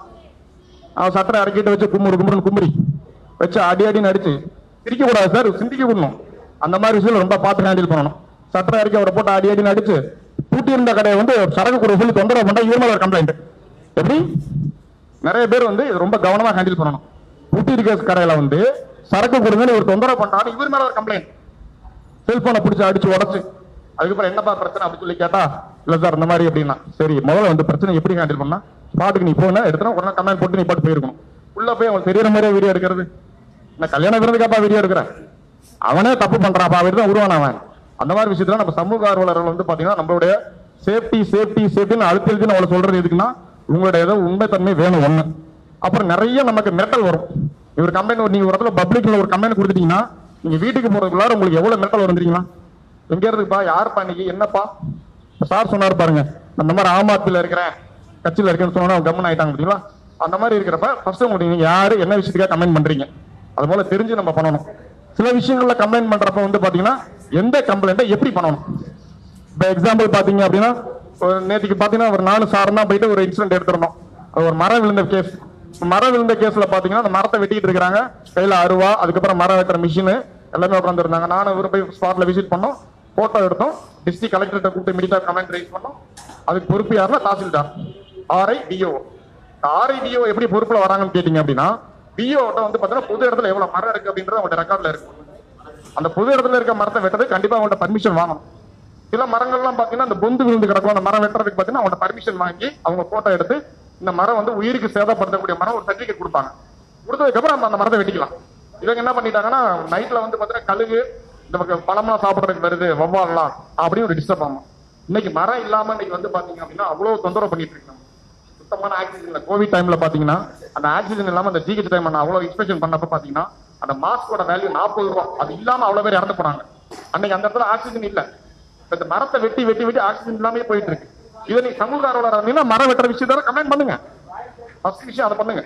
ஏன்னா நிறைய இடத்துல மரம் வெட்டுறது எனக்கான பெயர். ரெண்டாவது ரோட்ல நடக்கிற விஷயம் எதுன்னு அப்படின்னாலும் உடனே நம்ம தெரிஞ்சு கண்ணும் காணாம அதை கேட்கணும், நம்ம மனசுக்குள்ள இருக்கும், கோவம் இருக்கும், என்ன அப்படி பண்றானே வேண்டாம் அப்படின்னு சொல்லி போயிடுறது. அது இனிமேல் பண்ணவே வேண்டாம், தைரியமா கமெண்ட் கொடுத்து போயிட்டே இருக்கு. இப்ப நீங்க நிறைய பாத்தீங்கன்னா போலீஸோட கண்ட்ரோல் ரூம்ல வாட்ஸ்அப் நம்பர் இருக்கு, ஒரு வீடியோ எடுத்து நீங்க பாட்டு போயிட்டே இருங்க. City control room WhatsApp number இருக்கு, state master control room WhatsApp number இருக்கு, கோயம்புத்தூர் லைவ்ல உள்ள வாட்ஸ்அப் நம்பர் இருக்கு. இவ்வளவு ஸ்பெசிலிட்டிஸ் கொடுத்துட்டே இருக்காங்க. அப்புறம் இன்னொன்னு பாத்தீங்க அப்படின்னா 1962 1962 ஒரு நம்பர் கொடுத்துருக்காங்க. யாருக்கு எத்தனை பேருக்கு தெரியுங்க 1962? இந்த நம்பர் தெரியாது. கால்நடைக்கான ஒரு ஹெல்ப் லைன். ரோட்ல ஒரு மயில் அடிபட்டு கிடக்கு, இப்படிதான் நீங்க கமெண்ட் பண்ணி 1962 கூப்பிட்டு சொன்னீங்கன்னா அந்த வண்டியில வந்து மயில தூக்கிட்டு போய் இப்படிட்டா கேட்சப் பண்ணி என்ன கமெண்ட் பாத்துக்கலாம். ஒரு குதிரை அடிபட்டு கிடக்கு, ஒரு ஆடு மாடு அடிபட்டு கிடக்கு அப்படின்னா அந்த complaint number toll free number comment பண்ணுங்க. இந்த மாதிரி விஷயம் நிறைய நம்ம பண்ண வேண்டியது இருக்கு. பட் சமூக ஆர்வலரோட நாளைக்கு ஏதாவது ஒரு பிரச்சனை அப்படின்னா கண்டிப்பா இந்த டீம் வந்து கண்டிப்பா அசம்பிள் ஆகி நிக்கணும். அப்படின்னா கண்டிப்பா நம்ம சக்சஸ் பண்ணிடலாம். சார் சொன்ன மாதிரி இந்த வாய்ப்பு ஆய்த்தமிழுக்கு ரொம்ப நன்றிங்க. நன்றி ராஜா. தகவல் உரிமை சட்டம், தகவல் அறிவு உரிமை சட்டம் இது சாதாரண பின்னாடி கேட்குங்கள ரொம்ப சாதாரண சின்ன சட்டம். வழக்கமா பாத்தீங்கன்னா சட்டம் ஒரு பெரிய குழப்பத்தை கொடுக்கும், சட்டத்தை படிச்சு புரிஞ்சுக்கணும். பொறுத்தையும் பாத்தீங்கன்னா ஒண்ணுமே கிடையாது. ஒரு வெள்ளை பேப்பர், ஒரு 10 வருஷம் ஸ்டாம்பு, கொஞ்சம் எழுத தெரிஞ்சா போதும். அது எழுத தெரிஞ்சா தொழில்னா கூட கவலை கிடையாது, வேற யாச்சும் எழுத தெரிஞ்சு விட்டு சொன்னோம்னா போதும். ஒரு எடுத்துக்காட்டு சொல்லாங்களா, ஒரு ஆர்டிஐ மனு எழுதுதானே என்னன்ட்டு. முதல்ல ஆர்டிஐல என்ன கேட்க கூடாது, தகவல் சட்டத்தை என்ன கேட்க கூடாது சொல்லுங்க பாலாம். தகவல் சட்டத்தில் என்னெல்லாம் கேட்க கூடாதுங்க? என்னங்க? பர்சனல் டேட்டா, சொந்த விஷயத்தை கேட்க கூடாது, ஒரு மனிதனுடைய தனிப்பட்ட விஷயத்தை கேட்க கூடாது. அப்புறங்க கோர்ட்டை பத்தி கேட்கக்கூடாது. அப்புறம் கோர்ட்டு சமாச்சாரத்தை கேட்கக்கூடாது. அப்புறம் ராணுவ ரகசியத்தை கேட்கக்கூடாது. போலீஸை பத்தி கேட்கக்கூடாது. அப்புறம்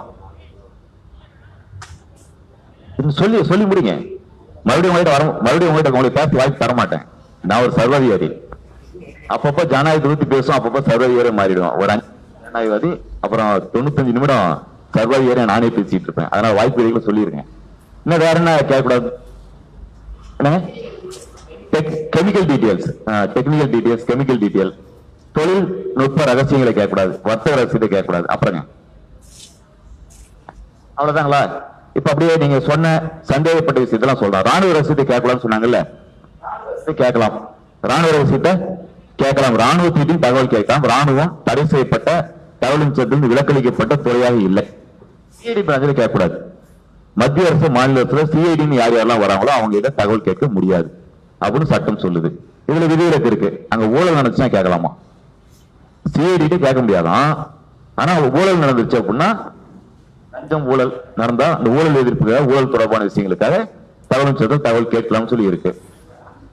முடிச்சிடறேன். நான் தான் சொல்லிட்டேன் முன்னே, உங்களுக்கு உங்ககிட்ட மைக்கு வரக்கூட நீங்க பேசணும். இல்ல அப்படின்னா 4 to 5 தான். அதான் சொன்னேன். நான் ஜனநாயகத்தை நம்பக்கூடிய சர்வாதிகாரின்னு சொல்லிட்டேன். மைக் எங்க இருக்கிற மட்டும் வந்துடலாங்க. தனிப்பட்ட ரகசியத்தை கேட்கக்கூடாதுன்னு சொன்னீங்களா? தனிப்பட்ட ரகசியத்தை கேட்கக்கூடாதுன்னு சொன்னீங்க. யார் சொன்னது? Personal detail. அப்படியே கொஞ்சம் எழுந்துறீங்க. தனி மனித ரகசியம் அப்படின்னா என்னெல்லாம் தனி மனித ரகசியமா இருக்கு சொல்லுங்க. எதோன்னு சொல்லலாம், என்ன வேணாலும் சொல்லலாம், தவறே கிடையாது. சொல்லுங்க.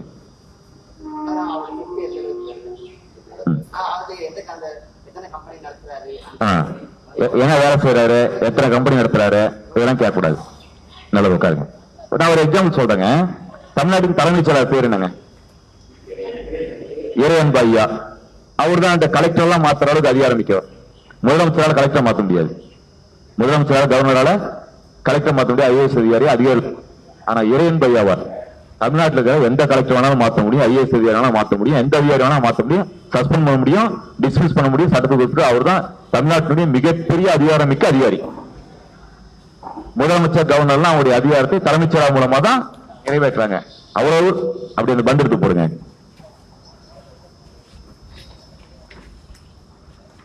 அப்பப்போ பண்டிகை போடுங்க, நாங்களும் விளையாட மாட்டோம்.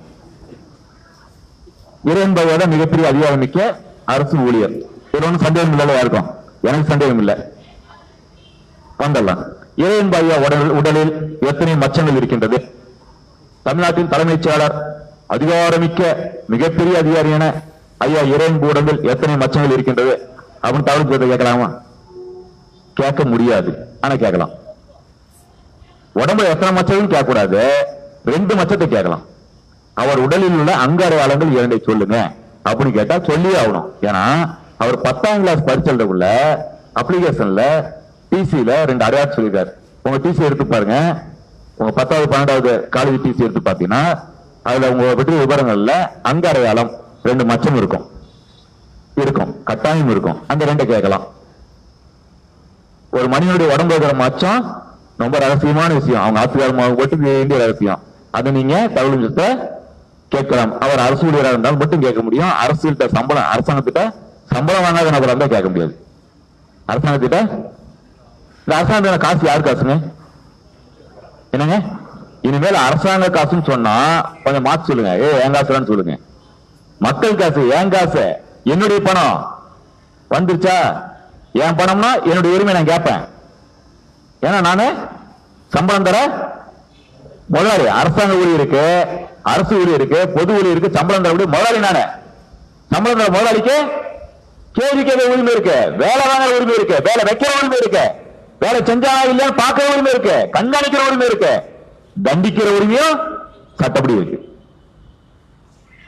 இப்ப பெரிய அதிகாரி யாரு? இறையன்பு நீங்களா? என்னங்க? இறையன்பு என்னுடைய வேலைக்காரன். நான் சொல்ற வேலையை செய்யற சட்டப்படியான வேலைக்காரன். நான் போட்டு சட்டத்துக்கு கட்டுப்பட்டு வேலை செய்யற வேலைக்காரன். இப்ப நான் தானே பெரிய அதிகாரி, நான் தானே பெரிய முதலாளி, நாம தானே பெரிய முதலாளி. பண்ணல விஷயத்துக்கு இறையன்பு உடம்புல இருக்கிற மச்சத்தை, அடையாளத்தை 2 கேட்கலாம். இப்ப அங்க தனி மனித ரகசியமா? அடுத்த ஒரு கேள்வி. இறையன்பு ஐயா எங்கெல்லாம் சொத்து வாங்கி போட்டிருக்காரு கேட்கலாமா? அவர் தனிப்பட்ட சொத்துங்க. அவர் பேர்ல, ஒரு புள்ள பேர்ல, பொண்டாட்டி பேர்ல, சின்ன வீட்டு பேர்ல, பெரிய வீட்டு பேர்ல, மச்சான் பேர்ல, மாமன் பேர்ல சொத்து வாங்கி போடுறா. தனிப்பணித ரகசியம், சொந்த பிரச்சனை, சொந்தமா சொத்து வாங்கி போட்டுக்காரு. அது சொந்த சொத்து நாம நினைக்கிறோம். ஆனால் ஒரு அரசு ஊழியர் 20,000 ரூபாய்க்கு மேல அசையா சொத்தை வாங்கினால் அரசிடம் முன் அனுமதி பெற வேண்டும். என்ன வேணும்? வாங்கிட்டு 2 கோடி ரூபாய் போட்டு ஒரு ஊர் வாங்கி இருக்குங்க அப்படின்லாம் சொல்லக்கூடாது. வாங்கறதுக்கு முன்னாடி நான் ஒரு 60,000 ஸ்கூட்டி ஒண்ணு வாங்க போறேங்க. அந்த 60,000 நான் சம்பளத்துல சேர்த்து வச்ச காசுங்க, சம்பளத்துல சேர்த்து வச்ச காசுங்க அப்படின்னு வாங்க போறேங்கிறது சொல்லணும். அந்த காசு எங்கிருந்து வந்துச்சுங்கிற ரகசியத்தையும் சொல்லணும். சொல்லல அப்படின்னா அவர் மீது ஒழுங்கு நடவடிக்கை எடுப்பதற்கு அரசுக்கு சட்டத்தில் இடம் இருக்கிறது. ஒழுங்கு நடவடிக்கை எடுக்க கேட்பதற்கு, ஐயா வாங்க, ஒழுங்கு நடவடிக்கை எடுக்க கேட்பதற்கு அவருக்கு சம்பளம் தர முதலாளியான நமக்கு அதிகாரம் இருக்கின்றது. என்ன இருக்கின்றது? இப்ப பெரியாள் யாரு? தலைமைச் செயலாளர் மாதிரி ஒழுங்கு நடவடிக்கை அதிகாரம் இருக்கு அப்படின்னா நீங்கள் தானே, நாம தானே பெரிய அதிகாரி, இந்திய குடிமகன் தானே பெரிய அதிகாரி. வந்தாலும் விஷயத்துக்கு தலைமைச் செயலாளர் இறையன்பு நேற்று நள்ளிரவு 12 மணிக்கு மேல அவர் மனைவி கூட எத்தனை முறை மெரினா பீச்சுக்கு போனார் அப்படின்னு கேட்கலாமா? அவர் மனைவி கூட எங்க வேணாலும் அவர் போறாரு. தனி மனித சுதந்திரம், கேட்பதற்கு யாருக்கும் அதிகாரம் உரிமை இல்லை. ஆனால் இறையன்பு தனிப்பட்ட முறையில் ஒரு மனைவி கூட எங்க வேணாலும் போலாம். தலைமைச் செயலாளராக 24 மணி நேரமும் ஒரு பணியில் இருப்பதா? மணி நேரம் நம்ம ஊர் கான்ஸ்டபிள் 24 மணி நேரம் பணியில் இருக்காரு, நம்ம ஊர் தாசில்தார் 24 மணி நேரம் பணியில் இருக்காரு, மாநகராட்சி ஆணையாளர் 24 மணி நேரம் பணியில் இருக்காரு, மாநகராட்சி துப்புரவு ஆய்வாளர் 24 மணி நேரம் பணியில் இருக்காரு.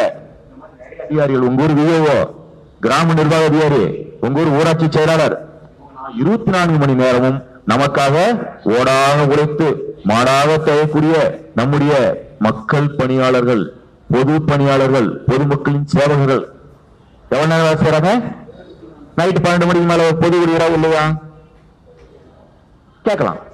ஆனால் அவருடைய மனைவியை பற்றி கேட்பதற்கு யாருக்கும் உரிமை இல்லை. அந்த அம்மா போன ஜீப்பு, 2 பேர் சேர்ந்து போன காரு அரசாங்க காரா இருந்தா சொல்லுங்களேன். அரசாங்க காரணம் நான் சொன்னது திருப்பி சொல்லுங்களேன். நம்ம கார்ல போயிருக்குல்ல, நம்ம சொத்தை எடுத்துட்டு போயிருக்குல்ல, எங்க போனாங்கன்னு கட்டாயம் சொல்லணும். அவங்க யாருக்கு சொல்லணும்னு பாத்தீங்கன்னா, வண்டி எடுக்கிறதுக்கு முன்னாடியே மூவ்மெண்ட் ரெஜிஸ்டர், தலைமைச் செயலாளருக்கு 24 நேரம் பணியாற்றக்கூடிய பணியாளர்களுக்கு இயங்கு பதிவேடு மூவ்மெண்ட் ரெஜிஸ்டர் ஒரு ரெஜிஸ்டர் அவங்களுடைய அலுவலகத்துல, அவங்க வீடு வந்து முகாம் அலுவலகத்திலையும் வீட்டு அலுவலகத்திலையும் வச்சிருக்காங்க. அந்த பதிவேட்டுல பொறுப்பான அதிகாரி பதிவேடு செய்ய சொல்லணும். அவர் கிளம்புகளை சொல்லுவார், உதவியாட்டு கூப்பிட்டு, மெரினா பீச்சுக்கு காத்து வாங்க போறேன், நான் சொந்த வேலையா போறேன், திரும்பி வரதுக்கு 2 மணி நேரம் ஆகும், 3 மணி நேரம் ஆகும், அரசாங்க வண்டி எடுத்துட்டு போறேன் அப்படின்னு சொல்லிட்டு போகணும். அதை பொறுப்பான அதிகாரி பதிவு செஞ்சு வைக்கணும். அந்த வண்டியினுடைய ஓட்டுநர் லாக் புக், வண்டியினுடைய லாக் புக் தாங்க, அது தமிழ் என்னங்க? வாகன பதிவேடு. சரி, என்னங்க பட்டாபத்திரமா? சரி, ஏதோ விட்டுங்க. ட்ரிப் சீட் நாம வழக்கமா தனி வாகனத்துக்கு, நம்ம சொந்த வாகனத்துக்கு ட்ரிப் சீட் சொல்லுவோம். டீ போர்டு வண்டி ஆச்சுன்னா பொது பயன்பாட்டுக்கு வச்சு வாடகை வாகனமா இருந்தா, அரசாங்க வண்டியா இருந்தா லாக் புக் பாங்க. பயண குறிப்பு சீட்டு. சரி விடுங்க, இந்த விவாதத்தை அப்புறம் வச்சுக்கலாம். அந்த புத்தகத்துல கட்டாயம் ஓட்டுநர் வண்டி எடுக்கிறதுக்கு முன்னாடி எழுதணும், இந்த வண்டி ஸ்பீடா மீட்டர்ல 24,811 கிலோமீட்டர் ஓடி இருக்கு, இப்ப அந்த வண்டி எடுக்கிறேன், டீசல் அரை டேங்க் இருக்கு, தலைமைச் செயலாளர் வண்டியை மெரினா பீச்சுக்கு சொந்த வேலையா போறதுல எடுக்க சொன்னாரு, எடுக்கிறேன் அப்படிங்கறதெல்லாம் கட்டாயம் பதிவு செய்து கையெழுத்திட்டு வண்டி எடுத்துட்டு போகணும். திரும்பி வந்து சேர்ந்த பிறகு, ஐயா கூட நான் பீச்சுக்கு போயிட்டு இருந்தேன், 8 கிலோமீட்டர் போனேன், டீசல் ஒன்றும் பெருசா குறையில, அப்படி ஒரு பதிவை செஞ்சு வைக்கணும். இந்த பதிவை இந்திய குடிமகன் யார் வேண்டுமானாலும் 10 ரூபாய் வாங்கி பார்க்கலாம். சரிங்களா? அந்த அம்மா தனியா சொந்த வண்டியில போயிருந்தான், கேள்வி கேட்கறது அவங்க ஆத்துக்காரமா சொந்தமா வண்டி எடுத்துட்டு வாடகை கார்ல அந்த அம்மா தனியா போயிட்டு இருந்தாங்கன்னா கேள்வி கேட்கக்கூடிய உரிமை யாருக்கும் இல்லை. ஏனென்றால் பெண்கள் அதிகமாக மதிக்கக்கூடிய தேசம் நம்முடைய தேசம். அந்த சகோதரியை நம்முடைய சகோதரியாக பார்க்கின்றோம். யாராச்சும் அந்த அம்மா தப்பா கேள்வி கேட்டா நம்ம விட மாட்டோம். அவருக்கு ஆதரவா நம்ம, பெண்களுக்கு ஆதரவா நம்ம களம் இறங்கிடுவோம். ஆனால் நம்ம வண்டி எடுத்துட்டு போகக்குள்ள எடுத்துட்டு போகணும்னு சொல்லிட்டு சட்டம் சொல்லுது. சட்டம் சொல்லுது.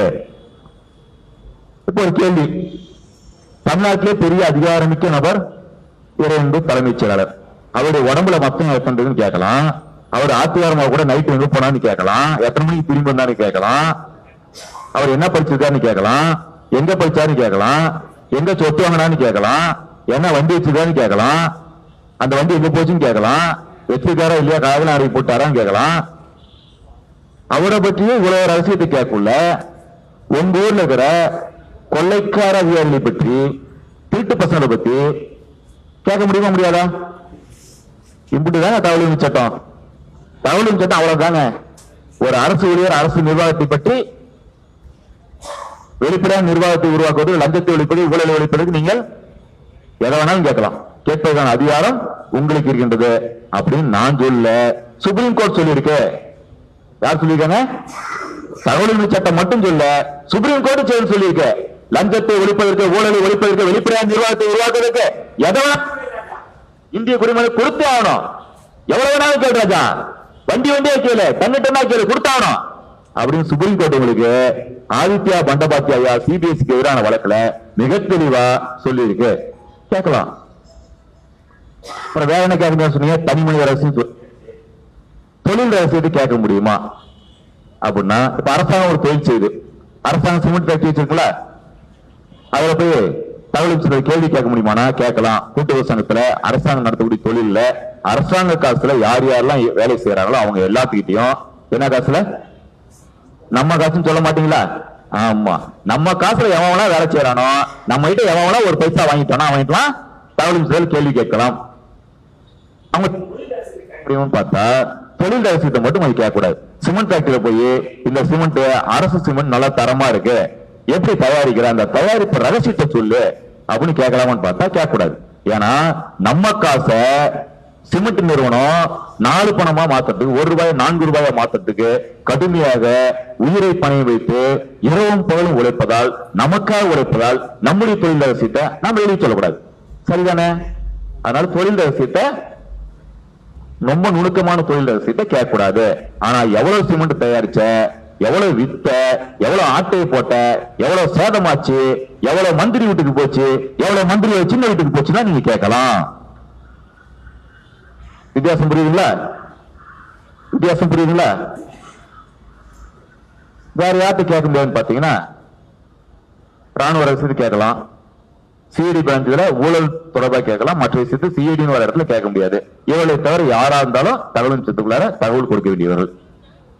இததான் சட்டம் என்ன சொல்றதுன்னா, பொது அதிகார அமைப்பு. பொது அதிகார அமைப்புனா என்னன்னு பாத்தீங்கன்னா, அரசாங்கம், மத்திய அரசாங்கம், மாநில அரசாங்கம், மத்திய அரசு அலுவலகங்கள், மாநில அரசு அலுவலகங்கள், நம்ம கிட்ட யார் யாரெல்லாம் 1 பைசா 1 ரூபாய் வாங்கியிருக்காங்களோ அவர்கள் எல்லாம் பொது நமக்கு பதில் சொல்ல வேண்டிய கடமை உள்ள அமைப்பு.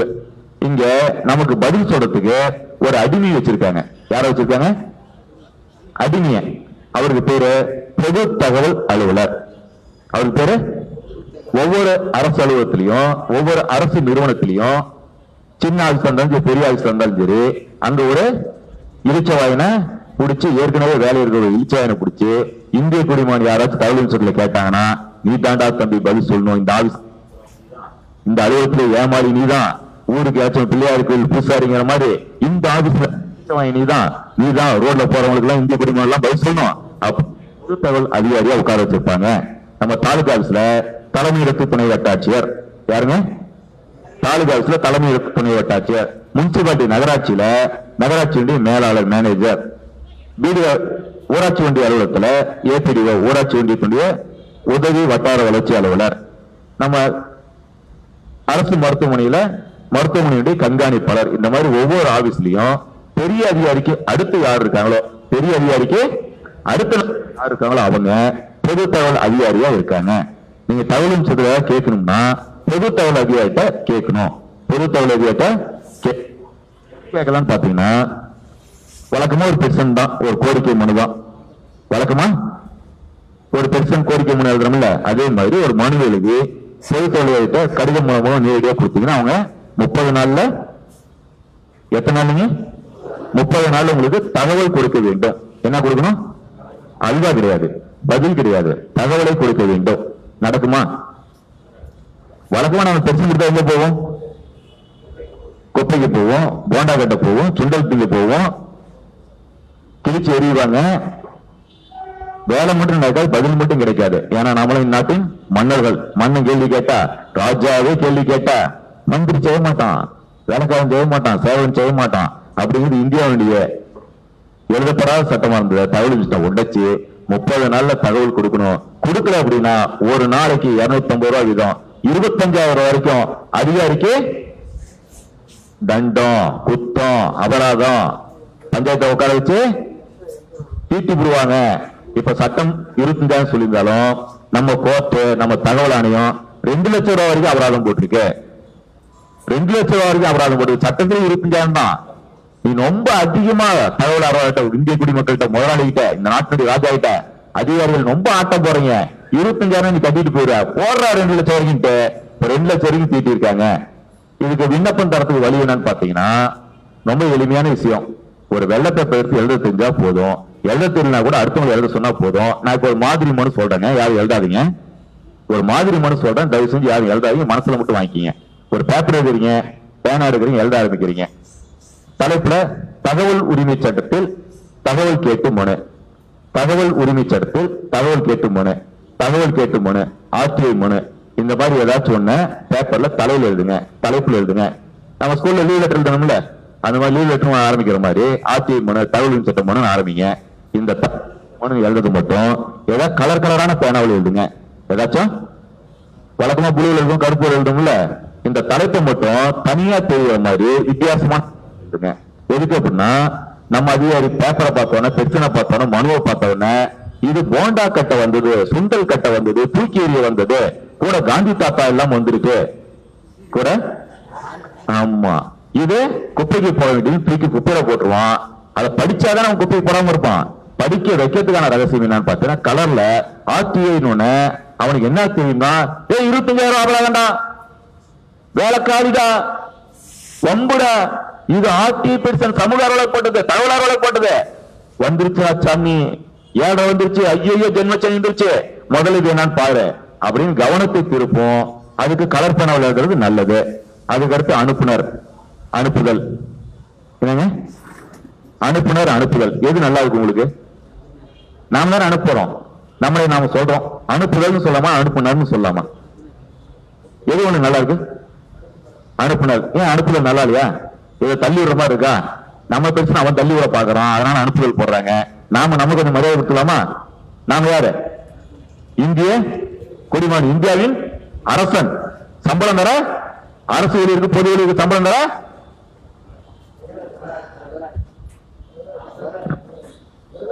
முதலாளி, அரசு ஊழியருக்கு சம்பளம் தர எஜமானன், முதலாளி. அப்படின்னா நமக்கு மரியாதை கொடுக்கணும்ல. அடுத்தவங்க தராளியில் நாமளே சேர்க்கலாமே.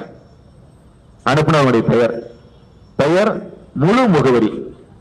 முகவரி கடிதாசி உங்களுக்கு வந்துச்சுன்னா போஸ்ட்மேன் உங்களுக்கு வந்து தர அளவுக்கு முகவரி கொஞ்சம் தெளிவா, விரிவா, விளக்கமா எழுதணும். அனுப்புனர்ல உங்க பெயர், தகப்பனார் பெயர், உங்களுக்கான அடையாளங்கள், உங்க கதவு எண், பழைய கதவு எண், புதிய கதவு எண், வருங்கால கதவு எண், தெருப்பெயர், பக்கத்துல ஏதாச்சும் அடையாளம் இருந்துச்சுன்னா கோவில், பள்ளிக்கூடம், அந்த மாதிரி லேண்ட்மார்க் ஏதாச்சும் அது, போஸ்ட் ஆஃபீஸ் முகவரி, உங்க கிராமத்துடைய பெயர், தெரு, எல்லாத்தையும் கொஞ்சம் விரிவா 10 பேரு கூட எழுதுங்க.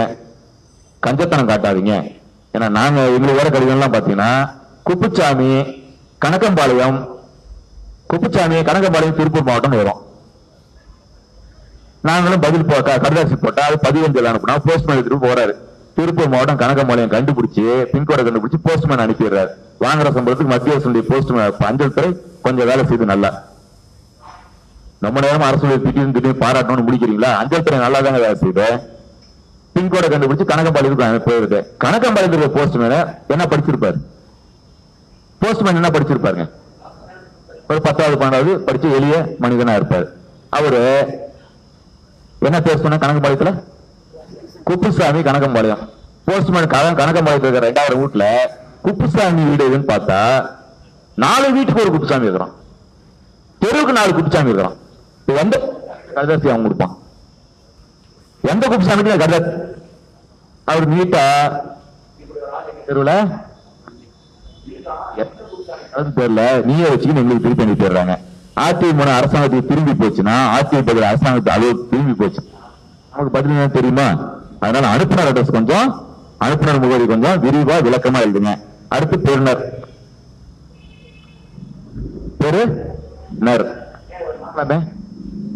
பெறுதல் போடுறது தள்ளி விட்டலாமே. பெறுதல் உயர்திரு பொது தகவல் அலுவலர் அவர்கள், மாண்புமிகு பொது தகவல் அலுவலர் அவர்கள், மேதகு பொது தகவல் அலுவலர் அவர்கள் நம்ம எழுதிட்டு விடுறதுனால மாண்புமிகு முதல்வர் அவர்கள், மாண்புமிகு அமைச்சர் அவர்கள், மேதகு ஆளுநர் அவர்கள், உயர்திரு மாவட்ட ஆட்சித்தலைவர், அதிகாரமிக்க ஐயா அவர்கள் அப்படின்னு எழுதிட்டு இருக்கிறோம். கொஞ்சம் மாத்தலாமா? கொஞ்சம் மாத்தலாமா? ஐயா சகாயம் மாதிரி நேர்மையான அதிகாரிகள் யார் அவர்களுக்கு நீங்க இந்த மாண்புமிகு உயர்தெல்லாம் போடுங்க. களவாணி பசங்களுக்கு இவ்வளவு மரியாதை தரணுமா? பொது தகவல் அலுவலர் அவர்கள் எந்த அலுவலகத்துல உங்க பேப்பர் இருக்குன்னு நினைக்கிறீங்களோ, நீங்க கேட்கிற டாக்குமெண்ட் ஆவணம் அல்லது எந்த அலுவலகத்தில் நீங்க வேலை வாங்க அலுவலகத்தினுடைய பெயர், அஞ்சல் முகவரி, இதை முழுசா எழுதுங்கிற அவசியம் இல்லை. ஒரு தேர்வு எழுதினா போதும். பொது தகவல் அலுவலர் நகராட்சி அலுவலகம் பொள்ளாச்சி போகுமா போகாதா? மாவட்ட பொது தகவல் அலுவலர் மாவட்ட ஆட்சியர் அலுவலகம் கோயம்புத்தூர் போட்டா கடிதாசி போகுமா போகாதா? ஆயிரக்கணக்கான கடிதங்கள் வருது. ஒரே ஒரு ஆபீஸ் தான் கலெக்டர் ஆபீஸ் இருக்கு. அதனால அலுவலக முகவரி எழுதக்குள்ள விரிவா எழுதுங்கிற அவசியம் இல்ல. கவர்ல மட்டும் கொஞ்சம் விரிவா தெளிவா எழுதிருங்க. நம்மளே கவர் எழுதுக்குள்ள எழுதுறாரு. ஒரு கடிதம் பார்த்தேன், எனக்கு வந்திருந்தது. பொது தகவல் அலுவலர் மாவட்ட வட்டாட்சியர் அலுவலகம் சரியா எழுதிட்டாரு. அடுத்து எழுதுறாரு மாவட்ட வட்டாட்சியர் அலுவலகம், மாவட்ட வட்டாட்சியர் அலுவலகம் சேலம் போட்டாரு. போஸ்ட்மேன் கொண்டு போய் வட்டாட்சியர் அலுவலகத்தை தருவாரா மாவட்ட ஆட்சியர் அலுவலகத்தை கடைசி தரதான்? என்ன மாவட்ட வட்டாட்சியர் அலுவலகம்? மாவட்ட வட்டாட்சியர் அலுவலகம் நம்மளுக்கு கரெக்டாக எழுதியிருக்கிறோம். சேலம் மாவட்ட ஆட்சியர் அலுவலகத்துக்குள்ளார தாலுகா ஆபீஸ் இருக்கு. அங்க கடைசி நம்மளால எழுதியிருக்காரு. ஆனா எழுதினவர் கொஞ்சம் எவ்வளவுக்குள்ள குழப்பத்தை உருவாக்கிட்டாரு. மாவட்ட வட்டாட்சியர் அலுவலகம் எழுதிட்டாரு. வட்டாட்சியர் அலுவலகம் மாவட்ட ஆட்சியர் ஆபீஸ் எழுதிட்டா பிரச்சனை இல்லை. இந்த மாதிரி முகவரி எழுதக்குள்ள கொஞ்சம் குழப்பம் இல்லாம கொஞ்சம் தெளிவா எழுத முயற்சி பண்ணுங்க. சின்ன வயசுல ஏன் சொல்றேன்னு கேக்குறீங்களா? சின்ன வயசுல நிறைய சிக்கல் உருவாயிடுது. சின்ன வயசுல நாம தெளிவா இருந்தோம்னா நம்ம வேலைக்காரன் நல்லா தெளிவா நிதானமா வேலை வாங்கிடலாம். அடுத்து பொருள் தகவல் உரிமை சட்டத்தில் தகவல் கேட்டு மனு, தகவல் உரிமை சட்டத்தில் தகவல் கேட்டு மனு மேலதான் தலைப்புல எழுதிட்டோம் இல்ல, அதிமுக தகவல் சட்ட மனு எழுதிட்டோம் இல்ல, மறுபடியும் ஒரு முறை எழுதணுமா பொருள் அப்படின்னு கேட்டீங்கன்னா காசா பணமா எழுதுங்களேன். நம்மளால தான் பேசுறது கிருப்பா போறது முடிவோட தான் சுண்டல் சாப்பிடும் முடிவோட நம்ம அதிகாரி ஆலோசனை உட்காந்துட்டு இருக்கிறான். அவனை வேலை வாங்கணும் அப்படின்னா அவனுக்கு கொஞ்சம் இடிச்சு சொல்லணும்ல. நேரா போய் இடிச்சா என்ன ஆகும்? நேரா போய் இடிச்சுன்னா என்ன ஆகும்? நேரா போய் இந்திய குடிமகன் வந்திருக்கிறேன், உன்னுடைய முதலாளி வந்திருக்கேன், உனக்கு சம்பளம் எதமான வந்திருக்கேன், எனக்கு வேலை செஞ்சு அடுத்த வேலை பாடா என்ன ஆகும்? என்னங்க அருமையான வார்த்தை. நேரம் நம்ம மாமா வருவாரு. ஆமா ஒரு வழக்காயிடும் கோர்ட்டு கேஸ்னு தேவையில்லாம வாழ்நாள போயிடும். எத்தனை நாளைக்கு கோர்ட்டு சொன்னீங்க? யாரோ ஒரு கணக்கு சொன்னாரு. யார் கணக்கு சொன்னது? கோர்ட்டு நம்பர் வச்சு கணக்கு சொன்னது தூங்கிட்டாரா? அவர் என் பேச்சு நிறைய முறை கேட்டனால தூங்கிட்டாரு. ஐயா கோர்ட்டுக்கு எத்தனை நாள் நடந்தீங்க? கோர்ட்டுக்கு எத்தனை நாள் நடந்தீங்க? என்னங்க 520 நாட்கள் கோர்ட்டு நடந்திருக்காரு. 520 நாள் கோர்ட்டு நடந்திருக்காரு. கொஞ்சம் கைத்தட்டம் தோறம். நாம யாரும் நடக்கூடாது. நாம யாரும் அவர் கொஞ்சம் வேகமா போயிட்டாரு. வண்டி 100 கிலோமீட்டர் கரத்துல போய் ஓட்டி பார்த்தாரு. கல்லு மூடான தரத்துல போய் 100 கிலோமீட்டர் வேகத்துல வண்டி ஓட்டி பார்த்தாரு. கமுந்து மூஞ்சி மோர தேர்ந்து போச்சு. நாம என்ன பண்ணலாம்னா சைக்கிள் தூக்கி தலையில வச்சு மெட்டுவா அந்த ரோடு நடக்கலாம். சைக்கிள் தூக்கி தலையில வச்சுக்கிட்டு அந்த கல்லு முள்ளான ரோட்ல மெதுவா நடக்கலாம். நல்ல ரோடு அவர்கள் சைக்கிள்ல கொஞ்சம் மெதுவா போலாம். பெருனர் போட்டாச்சு, பொருள் போட்டாச்சு. அடுத்து ஐயா கடைசி வந்துடலாம். அனுப்புனர் போட்டாச்சு, பெருதல் போட்டாச்சு, பொருள் போட்டாச்சு. இப்ப கடைசியில வந்துடலாம். ஐயா வணக்கமா, வழக்கமா போடுவோம். வழக்கமா ஐயா வணக்கம் போடுவோமா? முன்னே சொல்லிட்டேன், உங்களுடைய முதலாளின்னு சொல்லிட்டேன். வேலைக்காரனை பார்த்து முதலாளி ஐயான்னு சொன்னா வேலைக்காரன் மதிப்பானா? வணக்கம் சொல்லணுங்க. மனசுக்கு மரியாதை தருமா? நாம வேற மனிதனுக்கு தமிழ் சமுதாயம் இல்ல, இந்திய சமுதாயம் இல்ல. இந்தியா பாரத தேசம் புண்ணிய பூமி இல்ல. இங்க மரியாதை கொடுப்போம். நம்ம ஆட்டுக்கு மாட்டு கூட மரியாதை தருவோம். அதான் பொங்கல் கொண்டாடுறோம், ஜல்லிக்கட்டு கொண்டாடுறோம். இங்க நாம சக மனுஷனுக்கு மரியாதை தரணும் இல்ல, அதனால மரியாதை கொடுப்போம். இந்த ஐயா கொய்யாவை மட்டும் நிறுத்திட்டு அவங்க கிட்ட இல்லாத விஷயம். ஐயா வயசானவர் எந்த கவர்மெண்ட் ஆஸ்பத்திரி போனா உட்கார சொல்லியிருக்காங்க அவங்களே இல்ல. அவங்க கிட்ட அன்பு தானே இல்லாம இருக்கு. அதனால அன்புடையர் போடலாம். அன்புடையர் வணக்கம். அடுத்த பேரா, தகவல் அறிவு உரிமை சட்டத்தின் கீழ் எனக்கு பின்வரும் தகவல்கள் தேவைப்படுகின்றது. திரும்ப சொல்றேன். தகவல் அறிவு உரிமை சட்டத்தின் கீழ் எனக்கு பின்வரும் தகவல்கள் தேவைப்படுகின்றது. அடுத்து 1, எங்க வீட்டு பட்டாவோட ஜெராக்ஸ் ஒன்று கொடு. எங்க வீட்டு சிட்டாவோட ஜெராக்ஸ் ஒன்று கொடு. எங்க வீட்டு அடங்களோட ஜெராக்ஸ் ஒன்று கொடு. எங்க வீட்டுக்கு ஏதோ ஏர் ஒன்று வச்சிருக்கான், அது ஒரு ஜெராக்ஸ் ஒன்று கொடு. எங்க வீட்டுக்கு மேப் போட்டு வச்சிருக்கான்பா, அதை ஒண்ணு ஜெராக்ஸ் கொடு. என் வீட்டு மேப்போட சேர்த்து எங்க ஊருக்கே மேப் போட்டு வச்சிருக்கான், அந்த மேப் ஒண்ணு கொடு. எத்தனை ஆச்சுங்க? 5. நீங்க எண்ணிட்டே இருக்கலாம். இந்த வீட்டை எங்க அப்பா வாங்கினான், அந்த பத்திரம் பட்டா பத்திரமும் வாங்கி கொடுக்கணும், அது ஒரு ஜெராக்ஸ் கொடு. எங்க தாத்தன் இந்த சொத்து மேல உயிர் எழுதி வச்சிருக்கான், அது வாங்கிட்ட ஒண்ணு இருக்கான், பட்டா மாத்திரம் கொடுத்துருக்கான், அது ஒண்ணு கூட. எங்க தாத்தனுக்கு தாத்தன் கொள்ளு தாத்தனுக்கு கவர்மெண்ட் பட்டா கொடுத்துச்சான் வெள்ளக்காரன் காலத்துல, அத ஒரு ஜெராக்ஸ் கூட. என் கொள்ளு தாத்தனுக்கு அந்த சொத்து வரதுக்கு முன்னாடி அரசாங்கம் புறம்போக்கா வச்சிருந்ததான், அந்த புறம்போக்கா வச்சால அந்த உத்தரவு காப்பீடு கூட. இந்த புறம்போக்கா அந்த சொத்து மாறதுக்கு முன்னாடி அது ஏதோ கோவில் சொத்துன்னு சொல்றாங்க, அந்த ரெக்கார்டையும் ஒண்ணு எடுத்து 1905 கோவில் நிலம் சொல்றான் என் சொத்தை, அந்த ரெக்கார்டு எடுத்து கூட. 1905 கோவில் நிலமா மாறதுக்கு முன்னாடி அது ராஜா காலத்துல ராஜாவோட சமையல்காரனுக்கு தானமா கொடுத்ததான், அந்த ரெக்கார்டை கொடு. எத்தனை ஆச்சுங்க? 13 ஆச்சா? இன்னும் என்னெல்லாம் வேணுமோ 7, 8, 13, 14, 15, 10, 21, 25, 26, 27, 101 வரைக்கும் எழுதிங்க. எழுதிட்டு முடிச்சாச்சுங்களா? நம்ம கோரிக்கை முடிஞ்சா, நம்ம பஞ்சம்லாம் தீண்டு போச்சா? விஷயத்துக்கு வந்துடலாம். மேலே கண்ட தகவல்களை எனக்கு தகவல் அறிவு உரிமை சட்டத்தின் கீழ் வழங்க வேண்டுமாய் அன்புடன் கேட்டுக்கொள்கின்றேன். நான் வழக்கம் என்ன எழுதுவோம்? தாழ்ந்த பணிவன்புடன் வேண்டி விரும்பி கெஞ்சி கதறி காலில் விரும்பி கேட்டுக்கொள்கின்றேன் எழுதும்ல. நாங்க யாரு? நாங்க யார்கிட்ட கேட்கிறோம்? வேலைக்காரன் கேட்கிறோம். அதனால நாமளும் காலில் விழுவாது, அவனையும் விட சொல்ல வேண்டாம். சக மனசனை நம்ம காலில் விட சொல்லக்கூடாது, மரியாதை சொல்லுவோம். அன்புடன் மேலே கண்ட தகவல்களை வழங்க வேண்டுமே அன்புடன் கேட்டுக்கொள்கின்றேன். இத சும்மா எனக்கு தராத. இந்த தேசத்துல இலவசமா கொடுத்து இலவசமா வாங்கித்தான் இந்த நாடு குட்டிச்சாரா போயிடுச்சு. நான் இலவசமா வாங்கிக்கிறது இல்ல, காசு கட்டி வாங்கிக்கிறேன். 10 ரூபாய் ஃபீஸ் கட்டி இருக்கிறேன். தகவல் கட்டணம் 10 ரூபாய் கட்டி இந்த விண்ணப்பத்தை கொடுத்திருக்கிறேன் அப்படின்னு எழுதுங்க. எழுதிட்டு அடுத்து ஒரு விஷயத்தை சொல்லுங்க. நாம யாருகளை ஒரு வரி சொல்லிட்டோம்னா அவனுக்கு புரியும். இந்திய குடிமகனாக கொடுக்கிறேன். யாரா கொடுக்கிறேன்? இந்திய குடிமகனா இந்த மனுவை கொடுக்கிறேன். எனவே மேலே கண்ட தகவல்களை வழங்க வேண்டுமாய் அன்புடன் கேட்டுக்கொள்கிறேன் எழுதிட்டு, இப்படிக்கு தங்கள் கீழ்பணிந்துள்ள மாணவன் அப்படின்னு எழுதுங்கள. இப்ப கொஞ்சம் மாத்தி என்ன பண்ணலாம்னா, தங்கள் உண்மை இல்ல, நேர்மை உள்ள, ஒழுக்கம் இல்ல அப்படின்னு உங்களுக்கு எது பிடிச்சிருக்கோ அதை சொல்லுங்க. தங்கள் உண்மை உள்ள, தங்கள் நேர்மை உள்ள, சுயமரியாதை உள்ள இந்திய குடிமகன் போட்டு உங்க கையெழுத்தை மறக்காம பச்சைங்களை கூட போடலாம். கை நாட்டாண்டா தைரியமா பச்சைங்களை கை நாட்டு வைக்கலாம். இந்த பஞ்சாயத்தை மத்தியானம் வச்சுக்கலாம், பச்சை பஞ்சாயத்தை மத்தியானம் வச்சுக்கலாம், வந்துடலாம். இடம் நாள்லாம் போட்டுங்க. தேதி கட்டாயம் போடணும், தேதி கட்டாயம் போடணும். போட்டுட்டு மறக்காம தபால்ல போய் அனுப்பிடணும். பதிவங்கள்ல சட்டம் நேர்ல தரலான்னு சொல்லுது, நம்ம நேர்ல போய் கொடுத்து நம்ம வேலையை எடுத்துக்க வேண்டாம். போஸ்ட் ஆஃபீஸ் அனுப்பினா எவ்வளவு நேரத்தில் அனுப்ப முடியும்? தபால் வசதி தபால் அனுப்புறது ஒரு பதிவஞ்சல் அனுப்பி எவ்வளவு நேரம் ஆகுங்க? 30 ரூபா செலவாகும். எவ்வளவு நேரம் ஆகுங்க? 10 நிமிஷம். கும்பல் ஏதாச்சும் தான் ஒரு அரை மணி நேரம் ஆகும். அரசாங்க ஆபீஸ்ல போய் பொதுத்தொடர்பு கொடுத்தா அவர் இந்த மனு வாங்குறது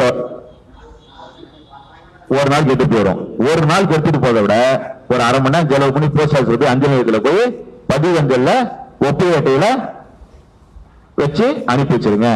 அதுக்கு முன்னாடி ஒரு வேலையை செய்யணும், மறக்காம ஜெராக்ஸ் எடுத்து வைக்கணும். என்ன எடுத்து வைக்கணும்? ஆமா, நம்ம கையில ஆதாரம் இருக்க வேண்டும். அதிகாரி என்ன பண்ணுவோம் மனுவ கிழிச்சு போட்டுருவான், குப்பையில போட்டுருவான், போண்டா கட்டை போட்டுருவான், ஜுல்லியல் கட்டை போட்டுருவான், தொலைச்சிருவான். நம்ம கையில ஆமா, ஏன்னா பத்தி நமக்கு நல்லாவே தெரியும். நாம ஏமாண்டாவும் தூங்கிடுவான், நாம முடிச்சிட்டுக்குள்ளேயே கிட்னி லிவரை வித்துருவோம். நமக்கு வேலைக்காரனுக்கு நம்ம நிறைய கத்து ஐயா வாங்க எழுதியாச்சு நம்ம மனுவை. இந்த மனு எழுத கஷ்டம் இருந்துச்சுங்களா? நான் என்ன சொல்றேன், 100 கோரிக்கை வைக்கலாம்னு சொன்னா வணக்கம் 100 கோரிக்கை வைக்கலாம் 200 சொன்னா நீங்க 200 கூட ஒரு விஷயத்தை யோசிங்க. நீங்க கேட்கிற தகவல் எத்தனை பக்கம் வரும்னு பாருங்க. ஒரு 200 பக்கத்துல வர மாதிரி ஒரு 200 பக்கத்தை தாண்டாம ஒரு 200 பக்கம் 100 பக்கம் தாண்டாத அளவுக்கு உங்களுடைய தகவல் கோரிக்கையில கேளுங்க. நான் கேட்கிற தகவல் ஒரு 2000 பக்கம் வருங்க இருக்குங்க. நீங்க முதலாளின்னு சொல்லிட்டீங்க, முதலாளி கொஞ்சம் அதிகமா ஆசை இருக்கிறதுனால ஒரு 2000 பக்கம் தகவல் கேட்கணுங்க. எப்படி சார் கேட்கறது அப்படின்னா, காசா பண்ணுமா 10 ரூபா தானே ஒரு பேப்பரு, ஒரு வெள்ளை பேப்பர் 10 ரூபா தானே செலவு. 200 பக்கம் வர மாதிரி 10 மனுவை எழுதுங்க, 10 மனுவை பிரிச்சுக்கீங்க. நம்ம தான் ரெடிமேட் ஃபார்மேட் தான் சொல்றோம். மேலே கீழே கண்ட தகவல்களை எனக்கு தகவல் சொல்றதுன்னு வள வேண்டுமாய் அன்புடன் கேட்டுக்கிட்டேன். 1 2 3 4 5 முடிச்சுட்டு மேலே கண்ட தகவல் சொல்றதுன்னு வள வேண்டுமாய் கேட்டுக்கொண்டேன். நடுவில் தானே எழுத போறீங்க, இந்த ஒரு பேரை தானே மாத்த போறீங்க. ஒரு 100 பக்கம் 200 பக்கம் 300 பக்கம் வர மாதிரி ஒரு 10 மனுவை பிரிச்சு 10 மணியும் ஒரே தபால் கவர்ல போட்டு அனுப்பி வைங்க. 10 மணியும் ஒரே கவர்ல போட்டு தபால் செலவை குறைச்சிக்கீங்க. 10 தபால் தனித்தனியா அனுப்புனா ஒரு தபாலுக்கு 30 ரூபா 300 ரூபா செலவாயிரும். 10 ரூபா ஸ்டாம்ப் போட்டு 10 ஒட்டுங்க, 10 பேப்பர்ல ஒட்டுங்க, 10 மனு எழுதுங்க, ஜெராக்ஸ் எடுத்துட்டு 10 ஒரே கவர்ல போட்டு நம்ம வேலைக்காரன்ட்டு அனுப்பி வைங்க. கவருக்கு மேல எழுதக்குள்ள இந்த கவருக்குள் 10 மனுக்கள் இருக்கின்றது அப்படி எழுதிருங்க. இது ஏன் எழுதணும்? நம்ம தொலைச்சு எடுத்து பார்த்த உடனே 9 மணி பிரிச்சு போட்டு ஒரு மனுக்கு பதில் சொல்லுவான், கவருக்குள்ள 1 தான் சொல்லுவான். அதனால நாம என்ன பண்ண, கவருக்கு மேல எழுதணும் இந்த கவருக்குள்ளார 10 வெடி ஒன்று இருக்கு அப்படி எழுதிட்டோம்னா அவன் இல்லைன்னு சொல்ல முடியுமா? சொல்லிடுவாங்க. அதுக்கு நம்ம என்ன பண்ணோம்னா ஒவ்வொரு பேப்பர்லயும் 1/10, 2/10, 3/10, 4/10, 8/10, 9/10, 10/10. அதுக்கு அர்த்தம் என்னன்னா 10வது மணியில் இது 1வது மணி, 10வது மணியில் 8வது மணி, 10வது மணியில் 9வது மணி அப்படின்னு காட்டி இருக்கிறோம். ஒருவேளை அவன் மனுவை கிழிச்சு போட்டானா சொல்லலாம், எடுத்து பாரு மேல என்ன எழுதி இருக்கிறேன், 10ல 1வது மனு எழுதி இருக்கேன், நீ வச்சிருக்க மனு 10ல 8வது மனு, நாங்க ஒருத்தர் 2 மனு சொல்றல, இது 8 மனு இருக்குல்ல, 10 போட்டுக்கோம்ல. இந்த மனு வந்த உடனே 10 மனு வரல 2 தான் வந்துச்சுன்னு நீ எனக்கு சொல்லிட்டு இருக்கணும். சொல்லாம விட்டு 30 நாள் கழிச்சு சொல்ற, நீ திருட்டு பையன் ஏமாத்துற, என் வேலைக்காரன் முதல்ல ஏமாத்த பாக்குற, அதெல்லாம் இந்த முதலாளிட்ட வேலை ஆகாது, வாய்ப்பு இல்ல ராஜா, ஒழுங்கா போடுற ராஜான்னு சொல்லிக்கலாம். அவன் அப்படியே நம்ம ஏமாத்த மாட்டான். தபாலை பார்த்தோம் முடிவுக்கு வந்துருவான். கவருக்கு மேல எழுதியிருக்காங்க உள்ளார 10 வெடி ஒன்று இருக்குன்ட்டு, ஒவ்வொரு பேப்பர்லயும் மேல எழுதியிருக்காங்க. இது கொஞ்சம் முத்தின கேஸ், இது கொஞ்சம் முத்தின கேஸ். இதுன்னா நம்ம மருத்துவம் பலிக்காது நம்ம தெரிஞ்சுக்குவாங்க. இதுதான் மனு எழுதுற, தகவல் மனு எழுதுற ரகசியம், மாதிரி மனுவுக்கான வழிகாட்டுதல்.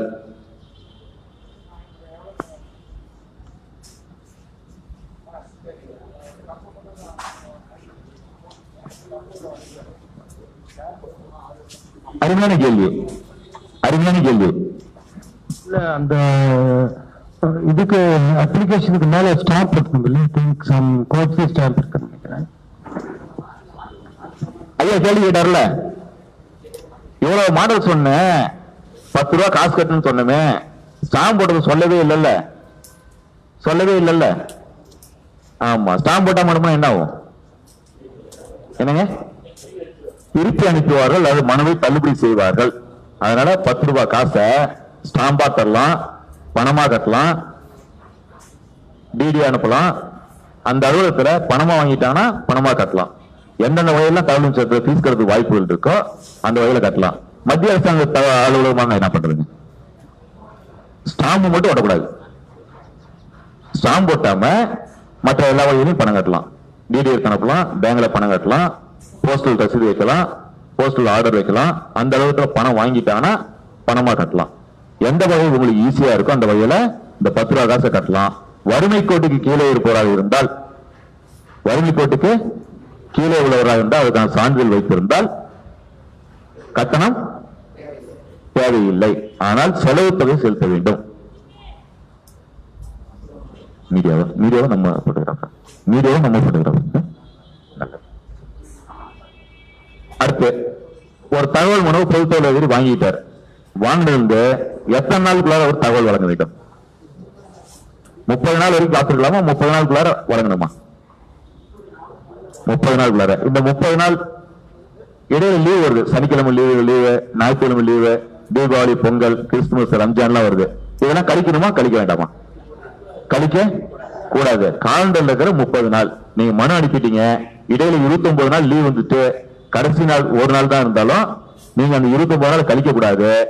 லாக்டவுன்லாம் கழிக்க கூடாது. லாக்டவுனை கழிக்க கூடாது. எந்த லீவ் வந்தாலும் அந்த லீவை கழிக்க கூடாது.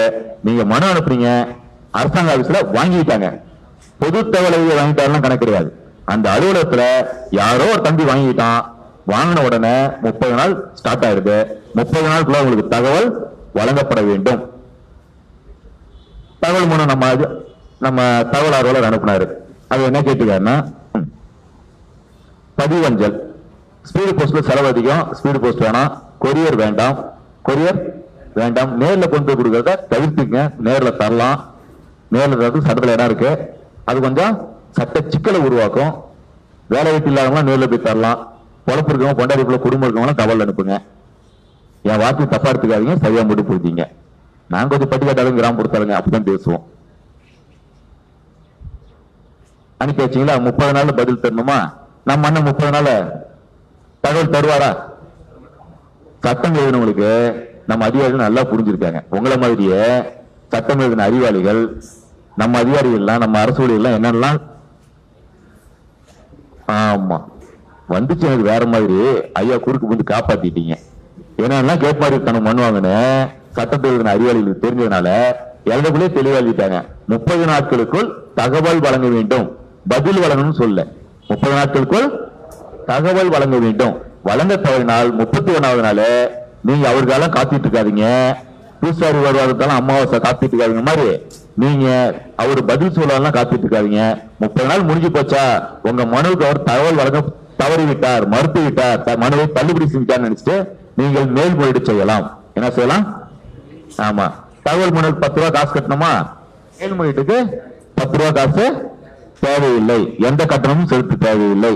இந்த மேல்முறையீடு யார்கிட்ட செய்யணும்னா, நான் முன்ன சொன்னதுதான், ஒவ்வொரு அலுவலகத்திலையும் உயர் அதிகாரிக்கு அடுத்த நாமில் இருக்கிறவர் பொதுத்தகவல் அதிகாரியா இருப்பாரு, உயர் அதிகாரி மேல்முறையீட்டு அதிகாரியா இருப்பாரு. இப்ப நகராட்சியை பொறுத்தவரை மேனேஜர், மேலாளர் அல்லது என்ஜினியர் பொதுத்தகவல் அதிகாரியா இருப்பாரு. நகராட்சியுடைய ஆணையாளர், முனிசிபாலிட்டி பெரிய அதிகாரி கமிஷனர் தானே, அவர் மேல்முறையீட்டு அதிகாரியா இருப்பாரு.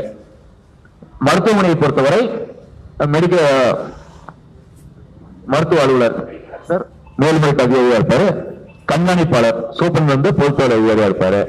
இந்த மாதிரி ஒவ்வொரு அலுவலகத்திலையும் உயர் அதிகாரி மேல்முறையீட்டு அதிகாரியா இருப்பாரு. அவருக்கு அடுத்த நிலையில் இருப்பவர் பொதுத்தகவல் அதிகாரியா இருப்பாங்க. இது அலுவலகத்தை பொறுத்து மாறும். ஒவ்வொரு ஆபீஸ் பொறுத்து பெரிய பெரிய அலுவலகமா இருந்தா நிறைய தகவல் அதிகாரிகள் இருப்பாங்க. இப்போ கோவை மாநகராட்சி, பொள்ளாச்சி நகராட்சி உள்ளார ஒரே ஒரு பொதுத்தகவல் அதிகாரி இருப்பார், ஒரே ஒரு மேல்முறையீட்டு அதிகாரி இருப்பார். மாநகராட்சியை பொறுத்தவரை ஒவ்வொரு மண்டலத்திற்கும் பொதுத்தகவல் அதிகாரி இருப்பாங்க. ஒவ்வொரு பிரிவிற்கும், மாநகராட்சி அலுவலகத்துடைய ஒவ்வொரு பிரிவிற்கும் ரோடு போக்கு தனியாக ஒரு செக்ஷன் இருக்கும், சுகாதாரத்துக்கு தனியாக ஒரு செக்ஷன் இருக்கும், கல்விக்கு தனியாக ஒரு பிரிவு இருக்கும். இந்த மாதிரி ஒவ்வொரு பிரிவுக்கும் தனித்தனியாக பொதுத்தகவல் அதிகாரி இருப்பாங்க. நீங்க மனு போறதுல தெரிஞ்சுக்கலாம். இதெல்லாம் உங்களுக்கு தெரியல சார், தவறுதலா வரும். எவ்வளவு குப்பை இருக்கு, எவ்வளவு குப்பை இருக்கு, அது பொறுக்கணும் குப்பை எவ்வளவு, பொறுக்காத குப்பை எவ்வளவு,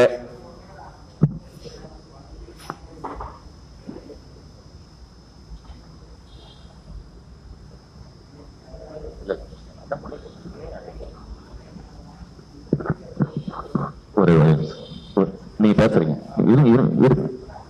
என்ன சொல்லிக்கணும்? குப்பை எவ்வளவு வந்துச்சு, அதுல பொறுக்கணும் குப்பை எவ்வளவு, பொறுக்காத குப்பை எவ்வளவு, மக்கர குப்பை எவ்வளவு, பக்காத குப்பை எவ்வளவு, பிளாஸ்டிக் குப்பை எவ்வளவு, பிளாஸ்டிக் இல்லாத குப்பை எவ்வளவு அப்படின்னு தகவல் சந்தேகம் கேட்கலான்ட்டு தெரிஞ்சுக்கலான்னு அந்த பேர் என்ன, செல்வகுமார் அண்ணன் காவல் கண்காணிப்பாளருக்கு. யாருக்கு? ஆமா, குப்பை பொறுக்கிற வேலை யாரு வேலை? முனிசிபாலிட்டி வேலை, பஞ்சாயத்து வேலை. அண்ணனுக்கு சந்தேகம் வந்து, சரி நம்ம போலீஸ் கேட்போம், காவல்துறை தான் நண்பன் சொல்லிட்டாங்கல்ல, நண்பன் கேட்டு பார்க்கலாமே அப்படின்னு காவல்துறைக்கு ஒரு ஆட்சி வச்சாரு. இந்த மனுவை காவல்துறை என்ன செய்யணும்? ஏன் குப்பையை பத்தி போலீஸ் போய் கேட்கலாமா? நம்ம போலீஸ் பல்ல புடுங்கிறது, லத்தி எடுத்து ஆட்டி விட்டு பாக்குறது, இதுதான் நம்ம ஆளுக்கு தெரியும். அவன்கிட்ட போய் குப்பை பொறுக்கிறது கேட்டா கிழிச்சு எங்கலாமா, தூக்கி எறிஞ்சிடலாமா, இது எனக்கு சம்பந்தம் இல்லாதப்பா, இதெல்லாம் குப்பை எல்லாம் பத்தி எனக்கு தெரியாதுப்பா, நீங்க அங்க போய் கேட்டுப்பா அப்படின்னு மனுவை தள்ளுபடி பண்ணலாமான்னு பார்த்தா சட்டத்தில் பாவிகள் மிக தெளிவா சொல்லிட்டாங்க. குடிமக்களுக்கு முதலாளி கொஞ்சம் அறிவு குறைவா இருக்கும், படிப்பு குறைவா இருக்கும், இவங்களுக்கு விவரம் தெரியாது, இவங்க யாருக்கு வேணா அனுப்புவாங்க. வாங்கினவன் பாவி, வாங்கினவன் பாவி. 5 நாளுக்குள்ளார, எத்தனை நாள்ல? 5 நாள்ல இந்த குப்பை பொறுக்கிறவன் எவன், இந்த ஊர்ல குப்பை பொறுக்கிறவன் எவன், குப்பைக்கு பொறுப்பானவன் எவன் அப்படின்னு கண்டுபிடிச்சு அந்த அரசு அலுவலகத்துக்கு பொது தகவல் அதிகாரிக்கு இந்த மனுவை, அசல் மனுவை அனுப்பி வைத்து விட்டு, அப்படி அனுப்புனதை முதலாளிட்டு சொல்லணும். எப்பா முதலாளி செல்வகுமார, நீ குப்பை கூடுறத பத்தி கேட்டுக்கிற, குப்பை பொறுக்கிறதெல்லாம் முனிசிபாலிட்டி வேலை, கார்பரேஷன் வேலை பாரு. நான் கோயம்புத்தூர் மாநகராட்சி பொதுத்தலைவருக்கு இந்த மனுவை அனுப்பிட்டேன். இனிமேல்பா அந்த மாநகராட்சியான புடிச்ச அந்த குப்பையெல்லாம் அவன் தலையில போட்டு என்னை கொஞ்சம் விட்டுடு, நான் அந்த மனுவை அங்க அனுப்பிட்டேன், என்னை விட்டு ராஜான்னு இவருக்கு ஒரு கடிதாசிய அனுப்பிடணும். இவர் அனுப்பின கடிதாசி இவருக்கு திருப்பி அனுப்பக்கூடாது, மனுவை டிஸ்மிஸ் பண்ணக்கூடாது. ஏன்னா மனு கொடுத்தது யாரு? முதலாளி இந்திய குடிமகன், இந்தியாவுடைய ராஜா கொடுத்திருக்காரு. அவர் அதிகாரத்தை பயன்படுத்தி, குடிமகன் அதிகாரத்தை பயன்படுத்தி கொடுத்திருக்காரு. அவருக்கு பதில் சொல்ல வேண்டிய கடமை வேலைக்காரனுக்கு இருக்கு. முதலாளி கொஞ்சம் விவரம் தெரியாம என்ன வேலைக்காரன் படிச்சவன்ல, படிச்சுட்டு தான் வேலைக்கு வந்திருக்கிற அப்படின்னு சட்டம் அவங்க தலையில மூட்டை தூக்கி வச்சிருக்கு.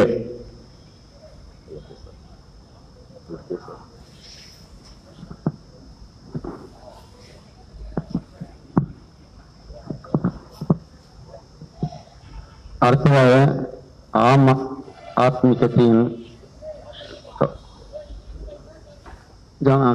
கவுன்சிலர் ஜெனரல் செக்ரட்டரி வரவேற்று அவரை பேசுவாங்க.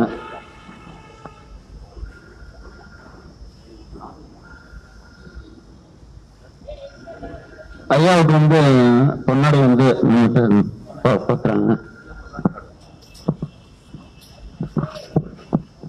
கோவை மாவட்ட ஆம் ஆத்மி கட்சியின் ஜெனரல் செக்ரட்டரி டோனி சிங் அவர்களை நம்ம ஐயா அவர்கள் வரவேற்கும்படி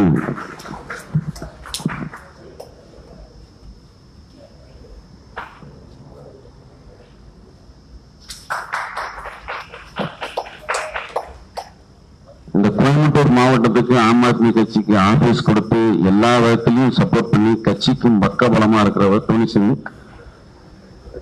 அவர்கள் தான். சோ அவர் சற்று வணக்கம். எதை பத்தி பேசுறீங்க? நம்ம ஆர்டிஐ பத்தி பேசினா போதும் சார். ஒரு 2 சின்ன டவுட். நான் ஆர்டிஐ நிறைய மனு அனுப்பிச்சிட்டு இருக்கேன். ஒரு டவுட் என்னன்னா, இந்த 30 daysல ரிப்ளை பண்ண சொல்றீங்க. 30 days ஃப்ரம் ரெசிப்ட், அவங்க ரிசீவ் பண்ணது 30 days-ஆ இல்ல நம்ம அனுப்பிச்சது 30 days-ஆ? ஏன்னா இப்ப நான் ஒரு தாட்டி ஒரு ஹைகோர்ட் மேட்டர்லயே அங்க ஒரு ஆர்டர் போட்டிருந்தாங்க ஆர்டிஓக்கு, இந்த மாதிரி இந்த கேஸ நீங்க 30 நாள்ல முடிக்கணும். ஆர்டிஓக்கு நம்ம கேஸ் தீர்ப்பானது 18ஆம் தேதி, 18/4/2023. ஆனா அந்த கோர்ட்ல இருந்து அவங்களுக்கு அந்த ஜட்மெண்ட் காப்பி ரிசீவ் ஆகிறதே 15 நாள் ஆயிடுச்சு. நாங்க ஆர்கியூ பண்ணும்போது அவர் சொல்ல, எனக்கு கையில வண்டியில இருந்தா 4 வாரம் டைம் எடுக்கணும், அந்த டேட் நீங்க அனுப்பிச்ச டேட்ல இருந்து வராது. அதனால நாங்க இப்போ ஆர்டிஐல ஒரு அனுப்புறோம், அவங்க ரிசீவ் பண்ண டேட்ல இருந்து தான் ஒரு 30 days நினைக்கிறேன் நான். I think that will be the rule. Correct sir. அவங்க வாங்க ஒரு ஐயா கடைகளுக்கு புரியுங்கள, அவங்க வாங்கினது கணக்கா அனுப்புறது கணக்கா? அனுப்புறது கணக்கு கிடையாது, வாங்கினது கணக்கு. யார் வாங்கினது உண்டு? இப்ப நீங்க பொது தகவல் அலுவலர், மாவட்ட ஆட்சியர் அலுவலகம் அப்படின்னு அனுப்புறீங்க. மாவட்ட ஆட்சியர் அலுவலகத்துக்கு பொது தகவல் அலுவலர் யார்? கலெக்டர் ஆஃபீஸ்ல நிறைய செக்ஷன் இருக்குங்க. கலெக்டர் ஆஃபீஸ்ல குறைத்து கேட்கறேன். உட்காருங்க, 30 நிமிஷம் உட்காரு. நான் வேணும் தான் குழப்பி கேட்டுட்டு இருக்கிறேன். கலெக்டர் ஆஃபீஸ்ல நிறைய செக்ஷன் இருக்குல்ல, நிறைய பிரிவுகள் இருக்குல்ல. வழக்கு பஞ்சாயத்துக்கு தனியா இருக்கு, என்னங்க, ஆமா, வெடிகுண்டுக்கு தனியா இருக்கு, கல்லூரிக்கு தனியா இருக்கு, நகர வளர்ச்சிக்கு தனியா இருக்கு. அது நிறைய குப்பைகள் அங்க இருக்கு. நாம மொட்டையா பொது தகவலோ மாவட்ட ஆட்சியர்களோ அனுப்புறோம். இது தவறு. என்னங்க, என்ன பிரிவுங்கிறத கொஞ்சம் குறிப்பிடணும், என்ன பிரிவுங்கிறத குறிப்பிடணும். ஐயா ஒரு செய்தி சொன்னார், பொதுவான தகவலா இருந்தா அல்லது யாருக்கு நமக்கு தெரியல அப்படின்னா மாவட்ட ஆட்சித்தலைவரின் நேர்மு உதவியாளர், பொது மாவட்ட ஆட்சித்தலைவரின் நேர்மு உதவியாளர் PAG மற்றும் பொது தகவல் அலுவலர், பொது தகவல் அலுவலர் மற்றும் மாவட்ட ஆட்சித்தலைவரின் நேர்மு பொது மாவட்ட ஆட்சியர் அலுவலகம் கோவை அப்படின்னு ஒரு கடிதத்தை போட்டு 15 அனுப்புறீங்க. இந்த கடிதத்தை யார் வாங்கிக்குவாங்க? Collector PA assistant collector clerk யாரோ ஒரு எழுத்தர் வாங்கிக்குவார். சரியா சொன்னாரு. இப்ப நீங்க கலெக்டருக்கு கடிதம் அனுப்புறீங்க, முதலமைச்சருக்கு அனுப்புறீங்க, கவர்னருக்கு அனுப்புறீங்க, எல்லா தபாலையும் கவர்னரே வாங்குவாரா? நம்ம வீட்டுக்கு தபால் நாம வாங்குறோம். தபால் செக்ஷன்ல யாரோ ஒருத்தருக்கு அதிகாரம் கொடுத்திருப்பாங்க. ஒவ்வொரு அரசாங்க அலுவலகத்திலையும் கடிதம் பெறுவதற்கு ஒரு நபருக்கு அதிகாரம் கொடுத்திருப்பாங்க. ஒரு ஊழியருக்கு கடிதம் பெறக்கூடிய பணி கொடுத்திருப்பாங்க. அலுவலக உத்தரவா இல்ல அபிஷியல் ஆர்டர் என்ன, ஒவ்வொருத்தரும் வேலை கொடுத்திருக்கோம்ல, அந்த பேர், அந்த உத்தரவு பேரு இல்லைங்க. ஒவ்வொரு அலுவலருக்கு ஒவ்வொரு அதிகாரிக்கும் இந்த வேலைன்னு சொல்லி ஒரு உத்தரவு போட்டுப்பாங்கல்ல, ஆபீஸ் ஆர்டர். அது தமிழ்ல என்ன? அலுவலக உத்தரவு. இல்ல, ஒரு அரசாங்க அலுவலகத்துல ஒவ்வொரு அரசு ஊழியருக்கும் என்னென்ன வேலை, நீங்க என்ன புரியும் கட்டணும்னு சொல்லி கேட்போம்ல, அந்த மாதிரி அவங்க அரசு ஒரு உத்தரவு போட்டுப்பாங்க. தபால் வந்தா வாங்குறது உன் வேலை, தபாலை உடைச்சு பாக்குறது உன் வேலை, அதுக்கு சீல் வைக்கிறது உன் வேலை, அதை பதிவேற்றது உன் வேலை, மனுக்கள் மக்கள் கொடுத்தா வாங்குறது உன்னுடைய வேலை, அளக்கிறது உன் வேலை, அளக்காம இருக்கிறது உன் வேலைன்ட்டு ஒவ்வொரு ஊழியருக்கும் என்ன வேலை, ஒவ்வொரு இருக்கைக்கும் ஒவ்வொரு டேபிளுக்கும் ஒவ்வொரு அரசு பணியாளருக்கும் என்ன வேலைங்கிறத குறிப்பிட்டு அந்த அலுவலகத்திலேயே தலைமை அதிகாரி, தலைமை அலுவலர் அவர் ஒரு உத்தரவு போட்டுப்பாரு. அந்த உத்தரவு பேர் அலுவலக உத்தரவு, அலுவலக ஆபீஸ் ஆர்டர்பாங்க. இதை பொறுத்த தகவல் சட்டத்தில் யார் வேணாலும் கேட்டு வாங்கலாம், தகவல் சட்டத்துல யார் வேணாலும் கேட்டு வாங்கலாம். அந்த மாதிரி அலுவலக உத்தரவுல கடிதம் பெறுவதற்கான அதிகாரத்தை ஒரு பணியாளர் கொடுத்திருப்பாங்க. போஸ்ட்மேன் போனோம்னா அந்த ஊழியர்கிட்ட தபால் கொடுப்பார், அவர் சீல் வச்சு கையெழுத்து போட்டு வாங்குவார். வாங்கின பிறகு அவர் என்ன பண்ணுவார், அந்த கடிதத்தை என்ன பண்ணுவாரு, கடிதம் வாங்கினா என்ன பண்ணுவாங்க, வழக்கமா மனு வாங்கினா போண்டா கட்ட சுண்டல் கட்ட அனுப்புவாங்கல்ல, அதுக்கு முன்னாடி ஒரு வேலையை செய்வாங்க. மனுவை ரெண்டா பிரிப்பாங்க. அரசு இருந்து வந்த கடிதம், அரசாங்கத்திலிருந்து வந்த கடிதம், அதெல்லாம் போண்டா கட்ட சுண்டல் கட்ட போகாது. போண்டா கட்ட சுண்டல் கட்ட போகாது. முதலாளி வந்த கடிதம், முதலாளி யாரு, அந்த இழிச்சாங்க நாம தானே, நம்ம இருந்து அந்த கடிதம். இதுல RTI மனு, இதுல ரெண்டு ஜாதியா பிரிப்பாங்க. வந்த மனுவை கோரிக்கை மனு, அம்மா தாயே ஐயா அப்படி கெஞ்சின மனு எல்லாம் தனியா போட்டுருவாங்க. வேலைக்கார நாய ஒழுங்கா வேலை செய்யடான்னு சொன்ன பேப்பர் RTI எல்லாம் தனியா எடுத்துக்குவாங்க. எடுத்துக்கிட்டு என்ன பண்ணுவாங்கன்னா முதல்ல சீல் வைப்பாங்க. சீல் வச்சுட்டு தபால் பதிவேட்டுல பதிவு செய்வாங்க. பதிவு செஞ்சுட்டு அதை ஒரு இன்னொரு வேலையாட்ட கொடுப்பாங்க. ஒவ்வொரு அலுவலகத்துல ஒவ்வொரு பணியாளர் வேலையை கொடுத்துருக்காங்கல்ல, அந்த மாதிரி யார் யாருக்கு என்ன வேலை கொடுத்தாங்களோ அதுல தபால் உடைக்கிறது ஒருத்தர் வைப்பாரு, சீல் வைக்கிறது ஒருத்தர் வைப்பாரு. வச்ச பிறகு இந்த தபால்ல ஒருத்தர் நம்பர் போடுவாரு. நம்பர் போட்டு தபால் பதிவேட்டுல வர வைப்பாரு. வர வச்ச பிறகு பிரிச்சு ஒவ்வொரு செக்ஷனுக்கு அனுப்பி வைப்பாங்க. அதற்கு பிறகு அது சம்பந்தப்பட்ட உயர் அதிகாரி கவனத்துக்கு போகும். இந்த மாதிரி நடைமுறை இருக்க வாய்ப்பு இருக்கின்றது. ஒவ்வொரு ஆபீஸ்லயும் மாறும், ஒவ்வொரு அலுவலகத்திலையும் இந்த நடைமுறை மாறும். ஒரு சில அலுவலகத்துல எந்த கடிதமா இருந்தாலும் சரி, உடைச்ச உடனே தலைமை அதிகாரி கையெழுத்து போட்டு படிப்பாரு. இது நல்ல நிர்வாகம் உள்ள அலுவலகத்துல, நல்ல நிர்வாக திறன் உள்ள அலுவலகத்துல எனக்கு என்ன 1ஆம் தேதி முதல் நாளே சம்பளம் வரப்போகுது, வேலை செஞ்சாலும் வேலை செய்யலாம் சம்பளம் வரப்போகுது அப்படின்னு நினைக்கிற அதிகாரிகள் இருக்கிற இடத்துல வேலையை அடுத்தவங்களுக்கு கொடுத்திருப்பாங்க. இது சட்டப்படி தான் ரெண்டுமே. இப்ப ஐயா கேட்ட கேள்வி என்னன்னா, கடிதம் பொது தகவல் என்னைக்கு போச்சு, அதுல இருந்து 30 நாளா, அரசாங்க அலுவலகம் வாங்கினது 30 நாளா, நீங்க அனுப்புனது 30 நாளா அப்படின்னு பார்த்தா நாம எடுத்துக்கிற கணக்கு, சட்டம் சொல்ற கணக்கு என்னன்னு பாத்தீங்கன்னா, இன்னைக்கு நீங்க கடிதம் அனுப்புனீங்க, இன்னைக்கு கணக்கு கிடையாது. திங்கட்கிழமை காலை அரசு அலுவலகத்தில் அந்த கடிதத்தை வாங்கிட்டாங்க. பொது தொழில் அறிக்கை நான் திங்கிழமை தேதி என்னங்க 22. பொது தொழில் 29ஆம் தேதி போகுது. என்னைக்கு போகுது?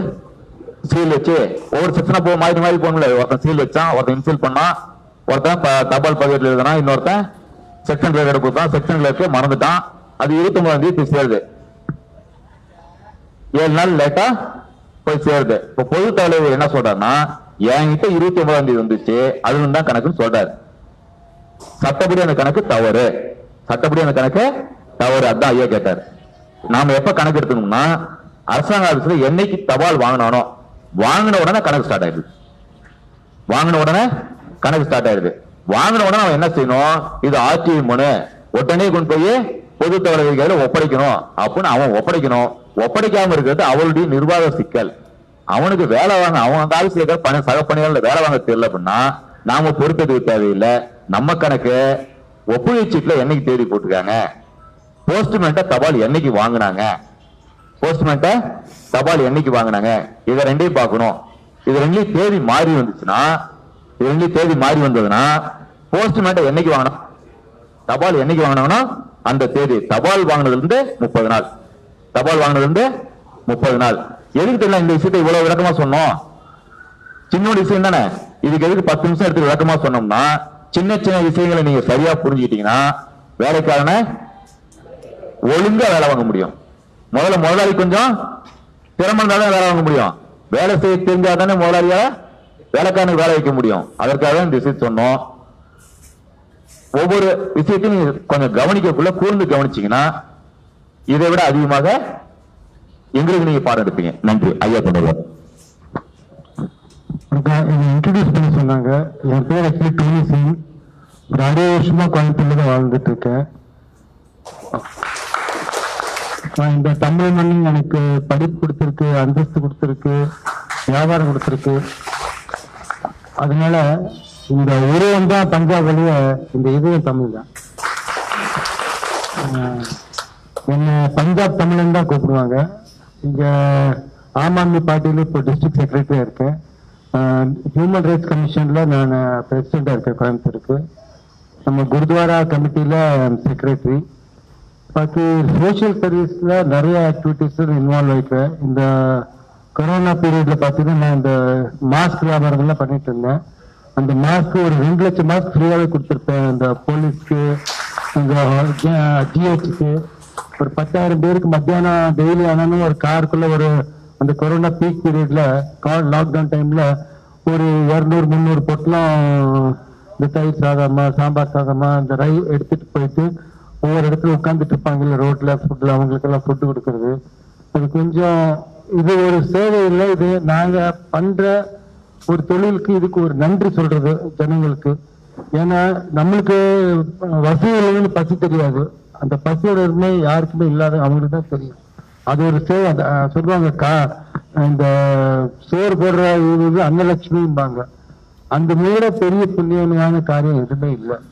2வது ஆர்டிஐக்கு வந்தா சார்ல இவங்கெல்லாம் ஆர்டிஐல ரொம்ப ஹை லெவல் இருக்காங்க. நம்மளுக்கு கொஞ்சம் கொஞ்சமா நானும் அதுல இன்வால்வ் ஆயிட்டு இருக்கேன். அவங்களோட ஹெல்ப் நிறைய தேவை இருக்கு. நிறைய பேர் எங்கிட்ட வராங்க.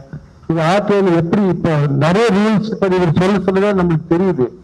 இந்த ஆர்டிஐ ரொம்ப ஒரு பவர்ஃபுல் வெப்பன், நம்ம கையில இருக்கிற ஒரு வெப்பன். நீங்க உண்மையா சொன்னா இந்த அதிகாரிகள் பயப்படுறது 2 பேர் தான். ஒண்ணு அவங்க பொண்டாட்டி, 2வது ஆர்டிஐ. பொண்டாட்டிக்கிட்ட கூட தப்பிச்சுக்கலாம், அப்பப்போ ஏதாவது போய் சொல்லி. ஆர்டிஐல நீங்க தப்பிக்கவே முடியாது. அது பதில் கேட்டு நீங்க கொடுத்தே ஆகணும். அந்த அளவுக்கு சட்டத்தை ரொம்ப ஸ்ட்ரிக்ட் பண்ணிட்டாங்க. ஏன்னா ஏதாவது ஒரு காரணம் சொல்லி ரெஃப்யூஸ் பண்ணா அதுக்கு மேல அவங்க சொன்னாரு 25,000 ரூபாய் தண்டனை இருக்கு, இல்ல அதுக்கு மேல கோர்ட்ல கூட அதை ரிஜெக்ட் பண்ணா அவங்களுக்கு அதுக்கு மேல ஆக்ஷன் எடுக்கிறதுக்கு நிறைய சட்டம் வந்தாச்சு. சோ அதை நம்ம புரிஞ்சு இப்ப நீங்க இப்ப 60 பேர் இருக்கீங்கன்னா 60 பேர் இன்னும் 600 பேருக்கு போய் சொல்லணும், 1010 பேருக்கு இது போய் சொல்லணும். நீங்க என்ன பழகிருக்கீங்க, என்ன இங்க உங்களுக்கு தெரிய வந்தது. அதனாலதான் இது ஸ்ப்ரெட் ஆகும். நம்மளுக்கு நிறைய ப்ராப்ளம்ஸ் எப்படி சால்வ் பண்றது தெரியறது இல்லை. அது யார்கிட்ட போறோம்? நார்மலா ஒரு மனுஷன் சும்மா நீங்க ஒரு ஆபீஸ்ல போனீங்கன்னா உள்ளே வர விட மாட்டாங்க, அங்கிருந்தே துரத்துட்டுருவாங்க. சொல்ற மாதிரி பட் ஆர்டிஐல அந்த ஒரு வெப்பன் அவன் அதை பார்த்தானே நிறைய பேர் அது அதிர்ச்சி ஆகிடுவாங்க. நிறைய பேருக்கு இதனால வேலை போயிருக்கு, நிறைய அதிகாரிகளுக்கு நிறைய பேர் ஃபைன் கட்டியிருக்காங்க. ஸோ அது அவங்க டெஃபினட்டா உங்களுக்கு ஒரு ரெஸ்பான்ஸ் கொடுத்தே ஆகணும். அந்த ரெஸ்பான்ஸ் பட் அதுக்காக நீங்க அதை ஆர்டிஐ ஆக்டை மிஸ்யூஸ் பண்ணக்கூடாது. தேவையில்லாம சும்மா ஏதாவது ஒரு டைம் பாஸ் பண்றதுக்கு ஏதாவது ஒன்று கேட்கலாம் கேள்வி கேட்டுட்டு இருந்தீங்கன்னா அவங்களுக்கு இப்ப நீங்க சொல்றது நம்ம முதலாளி அவங்க தொழிலாளி செய்ய வேண்டிய வேலை மட்டும் கொடுத்தா போதும். தேவையில்லாத வேலைகள் அவங்க இருந்தாங்கன்னா உண்மையான ஜனங்களுக்கு பண்ண வேண்டிய வேலை அவங்க பண்ண முடியாது. So RTI is a weapon but we should not misuse the weapon. எப்போ அதை யூஸ் பண்ணுமோ அதை நம்ம யூஸ் பண்ணோம், ரைட் வேலை யூஸ் பண்ணணும். That is what I want to say. இது இதெல்லாம் பெரிய இதுல ஒரு ஃபீல்ட்ல அப்படியே இறங்கிட்டாங்க. அந்த ஒரு அவங்க நீங்க நினைக்க ஞாயிற்றுக்கிழமை வீட்டுல உட்காந்து கறியும் சாப்பாடு சாப்பிடாம உட்காந்து ரிலாக்ஸ் இருக்காம வந்து அவங்க டைம் ஸ்பெண்ட் பண்றாங்கன்னா அது அவங்களோட ஒரு பேஷன், அவங்களோட டெடிகேஷன். இந்த மாதிரி ஜனங்களுக்கு இதை ஸ்ப்ரெட் பண்ணணும், ஜனங்க அது கரெக்டா தெரியுது அவங்களுக்கு. அதுக்காக அவங்களுக்கு எவ்வளவு நன்றி சொன்னாலும் பத்தாது. Definitely thank you sir. உங்களோட நம்பர்ஸ் எல்லாம் வாங்கிக்கோங்க. டவுட்ஸ் நிறைய வரும். இப்போ ஒரு ஆர்டிஐ ஆக்ட் த்ரூ அவுட்டா பார்த்தா அவங்க 10 வருஷத்துல படிச்சு பார்த்து கூட நிறைய டவுட்ஸ் அவங்களுக்கு வரும். நம்ம ஒரு 4 ஹவர்ல அவ்வளவு புரியாது. அவங்க நம்பர்ஸ் வாங்கி அவங்க கிட்ட நம்ம ஆர்டிஐல கேட்கலாம், பதில் கொடுங்க. ஸோ டெஃபினட்டா it is very very very useful thing. நீங்க உங்க டைம் எடுத்து வந்திருக்கீங்கன்னா டெஃபினட் நன்றி சொல்லணும் உங்களுக்கு எல்லாம். நீங்க இது மட்டும் இந்த இன்ஃபர்மேஷன் நீங்க மட்டும் உங்ககிட்ட வைக்காம அக்கம் பக்கம் இருக்கிறவங்க ஸ்ப்ரெட் பண்ணுங்க. உங்களுக்கு தெரிஞ்ச நாலேஜ் கொஞ்சம் இது பண்ணுங்க. ஜனங்களுக்கு இது ரொம்ப ரொம்ப ரொம்ப யூஸ்ஃபுல். எவ்வளவோ பெரிய பிரச்சனைகள் ஆர்டிஐல சால்வ் ஆயிருக்கு. அதுக்காக தான் நாங்க இருக்கிறோம். Thank you so much. நான் கொஞ்சம் இன்னொரு ப்ரோக்ராம் இருக்கு, நான் எங்க போறேன்னா உங்ககிட்ட லெட்டர் போட்டீங்கன்னா நான் பதில் கொடுத்து உங்களுக்கு சொல்லிடுறேன் ஆர்டிஐல. ஏன் மொபைல் நம்பர் நோட் பண்ணிக்கோங்க, ஒரு ஈஸியான நம்பர் தான். 96 005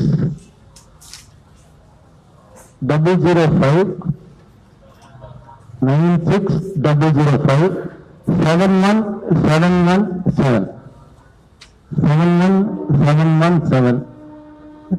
Tony Singh, Tony TONY, Tony Singh. Number 96005 71717. Dhoni Singh. நீங்க எப்போ கூப்பிடலாம். இது இல்லாம ஏதாவது சோசியல் ஹெல்ப் ஏதாவது வேணுமா, இப்ப கூட நான் மாஸ்க் சானிடைசர் வச்சிருக்கேன். ஏதாவது ஒரு தேவையில்லை உங்களுக்கு ஃப்ரீயா நான் ஃப்ரீயா கொண்டு நாங்களே கொண்டு கொடுத்துருவோம் உங்களுக்கு தேவை இருக்கிற இடத்துல. டெஃபினட்டா என்ன ஹெல்ப் பண்ணா நாங்க பண்றோம். Thank you so much sir. நீங்க எல்லாம் வந்திருக்கு. தேங்க்யூ. பச்சை தமிழனுக்கு நன்றி.